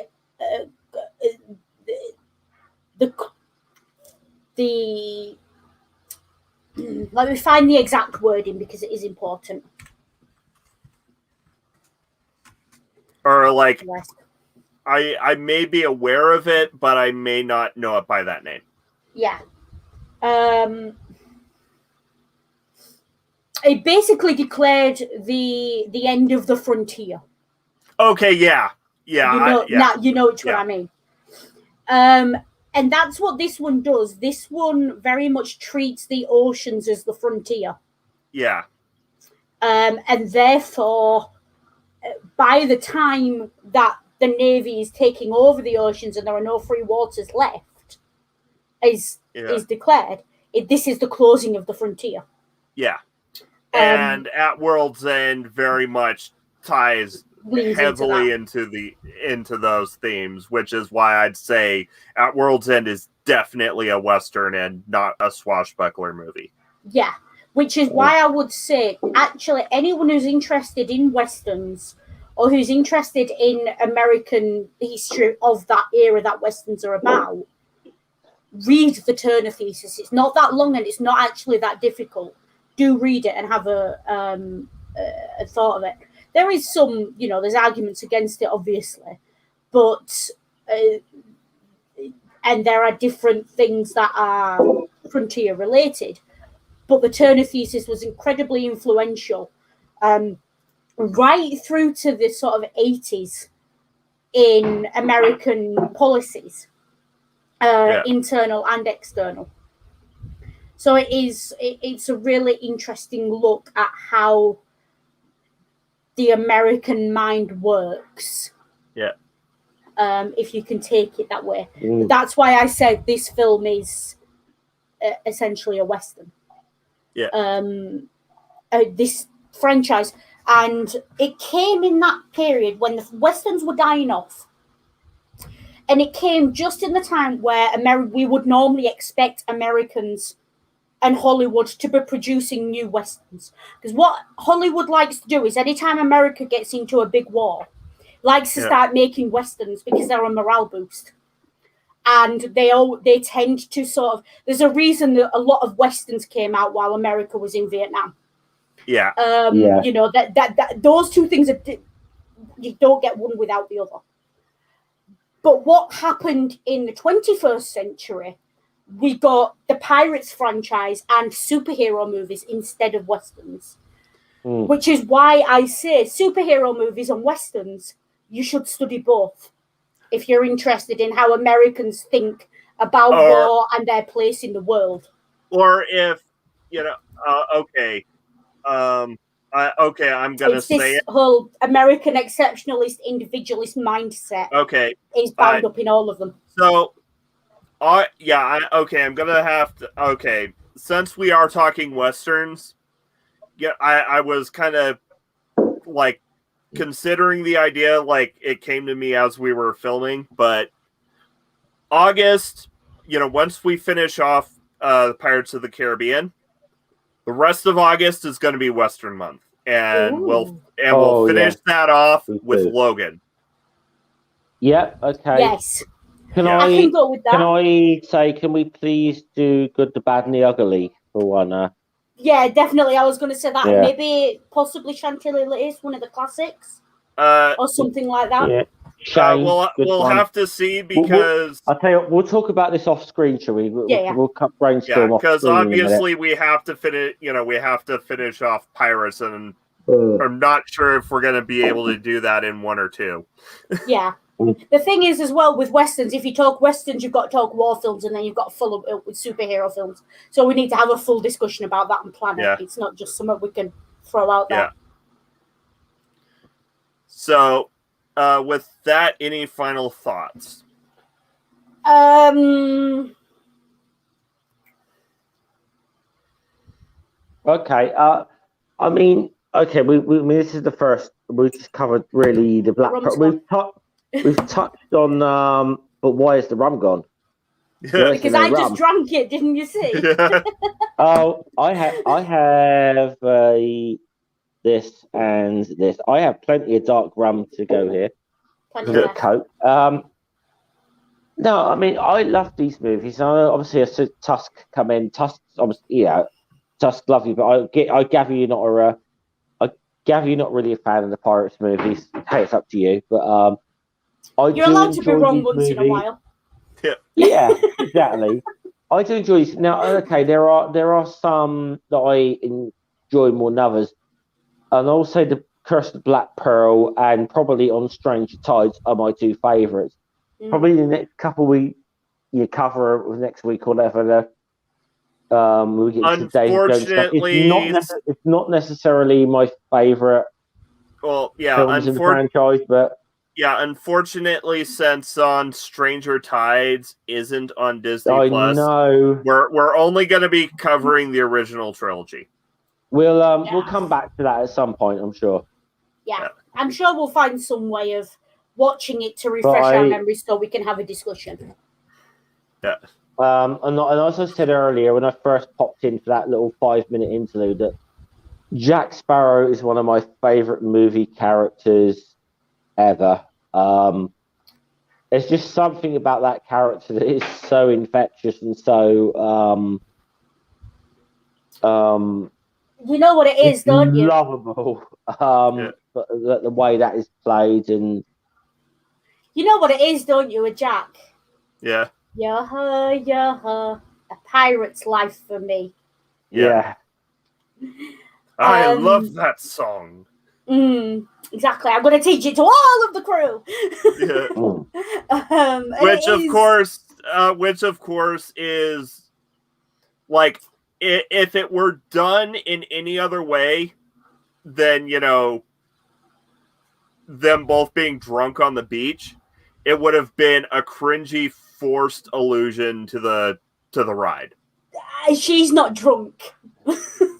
Just putting that out there, she is not drunk. She's playing drunk in that scene, but she's very good at it. But yeah, if it weren't for, if it weren't for Jack being drunk and Elizabeth playing it being drunk, it would have been it would have been a cringy, forced allusion to the ride, because that's what they sing.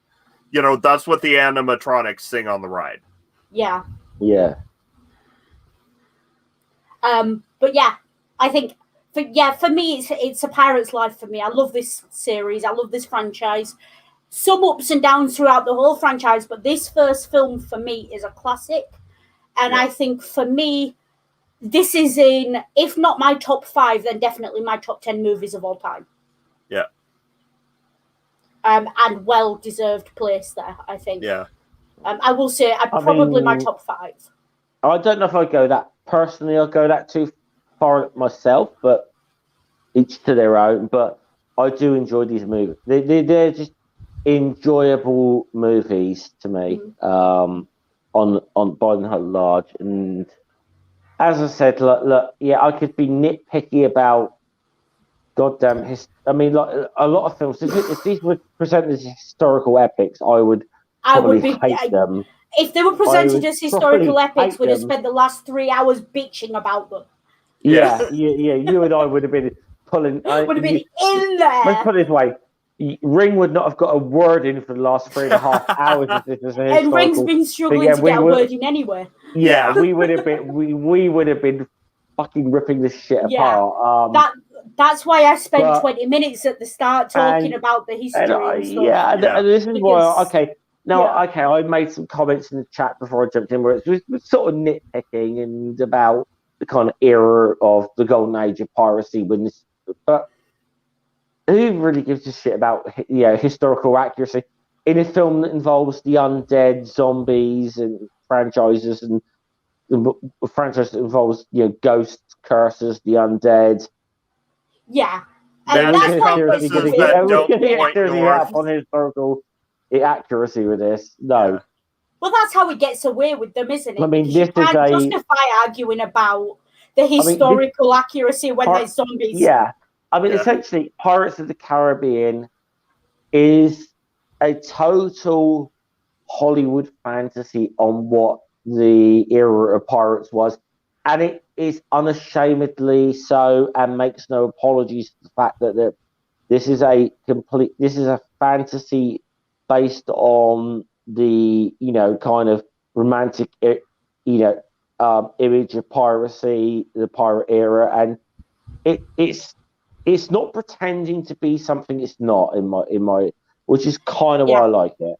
Yeah, which is the whole point I was making at the start when I started talking about the history of it. It's calling back to a time we're all vaguely aware of, just enough to set the scene, but not so much that historians are going to give a shit if that rifle wasn't made in that year, or if that was geographically accurate, or if that ship should have, that particular piece of equipment on it. No one cares, because it's a swashbuckler. It's fun. In the same way, no one's arguing when they watch Peter Pan about whether Captain Hook's cannons should be rifled or not. That's not what this film is for. Yeah, basically, this film is just to technically, in that period, they wouldn't have had breech loaders; they'd have had muzzle loading cannons. Can you imagine?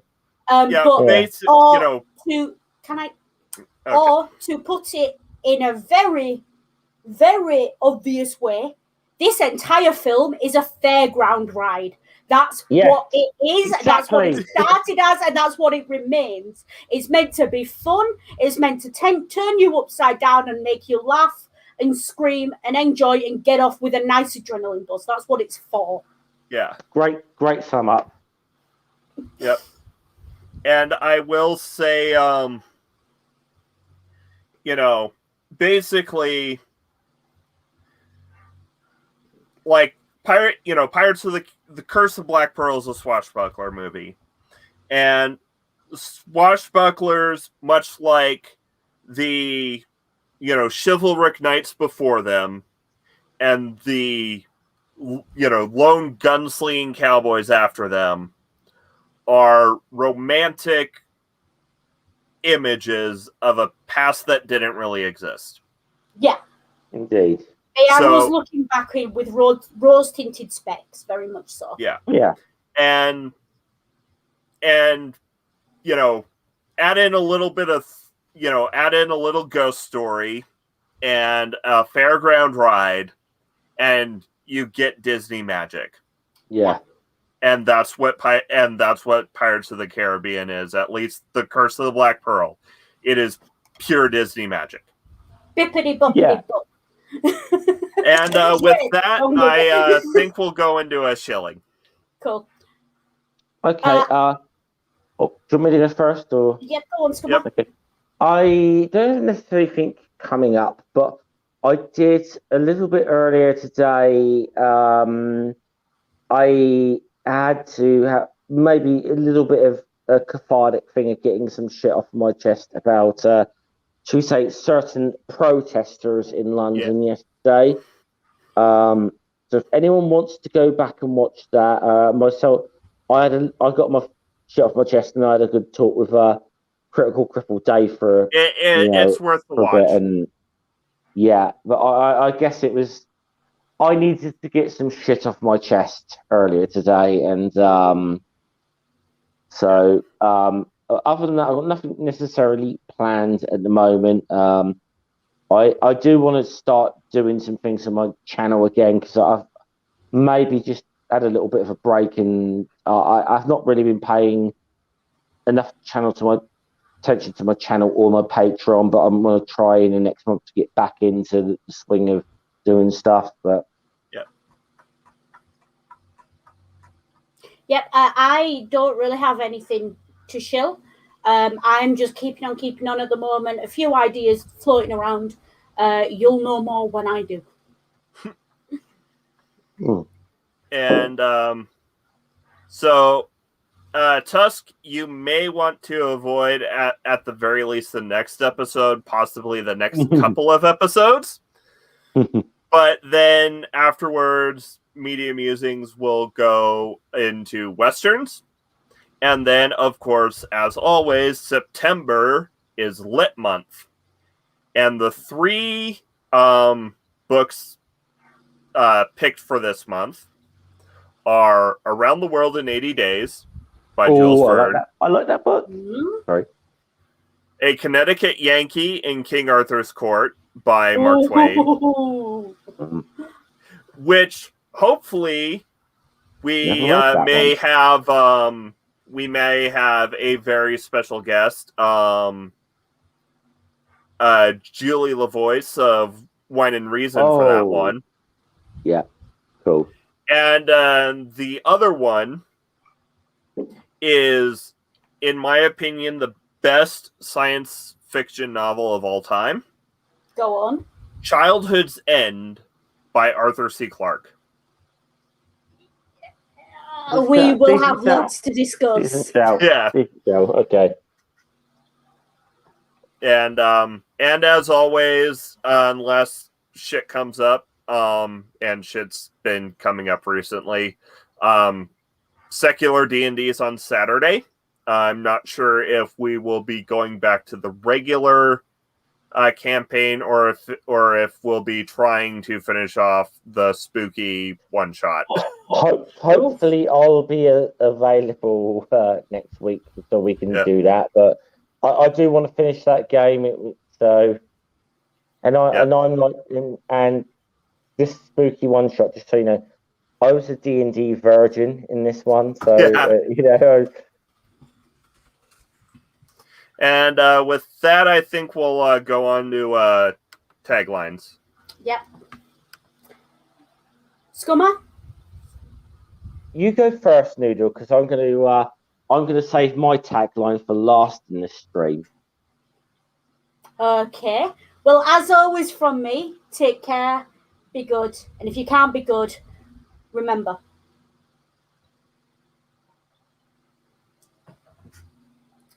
Don't drink all the rum. And remember, the purpose of a storyteller is not to tell you how to think, but to give you questions to think on. Too often, we forget that. Now, thanks for everyone for watching Ring Stream today. And remember, this is you will always remember this day as the stream where you almost caught Captain Jack Sparrow.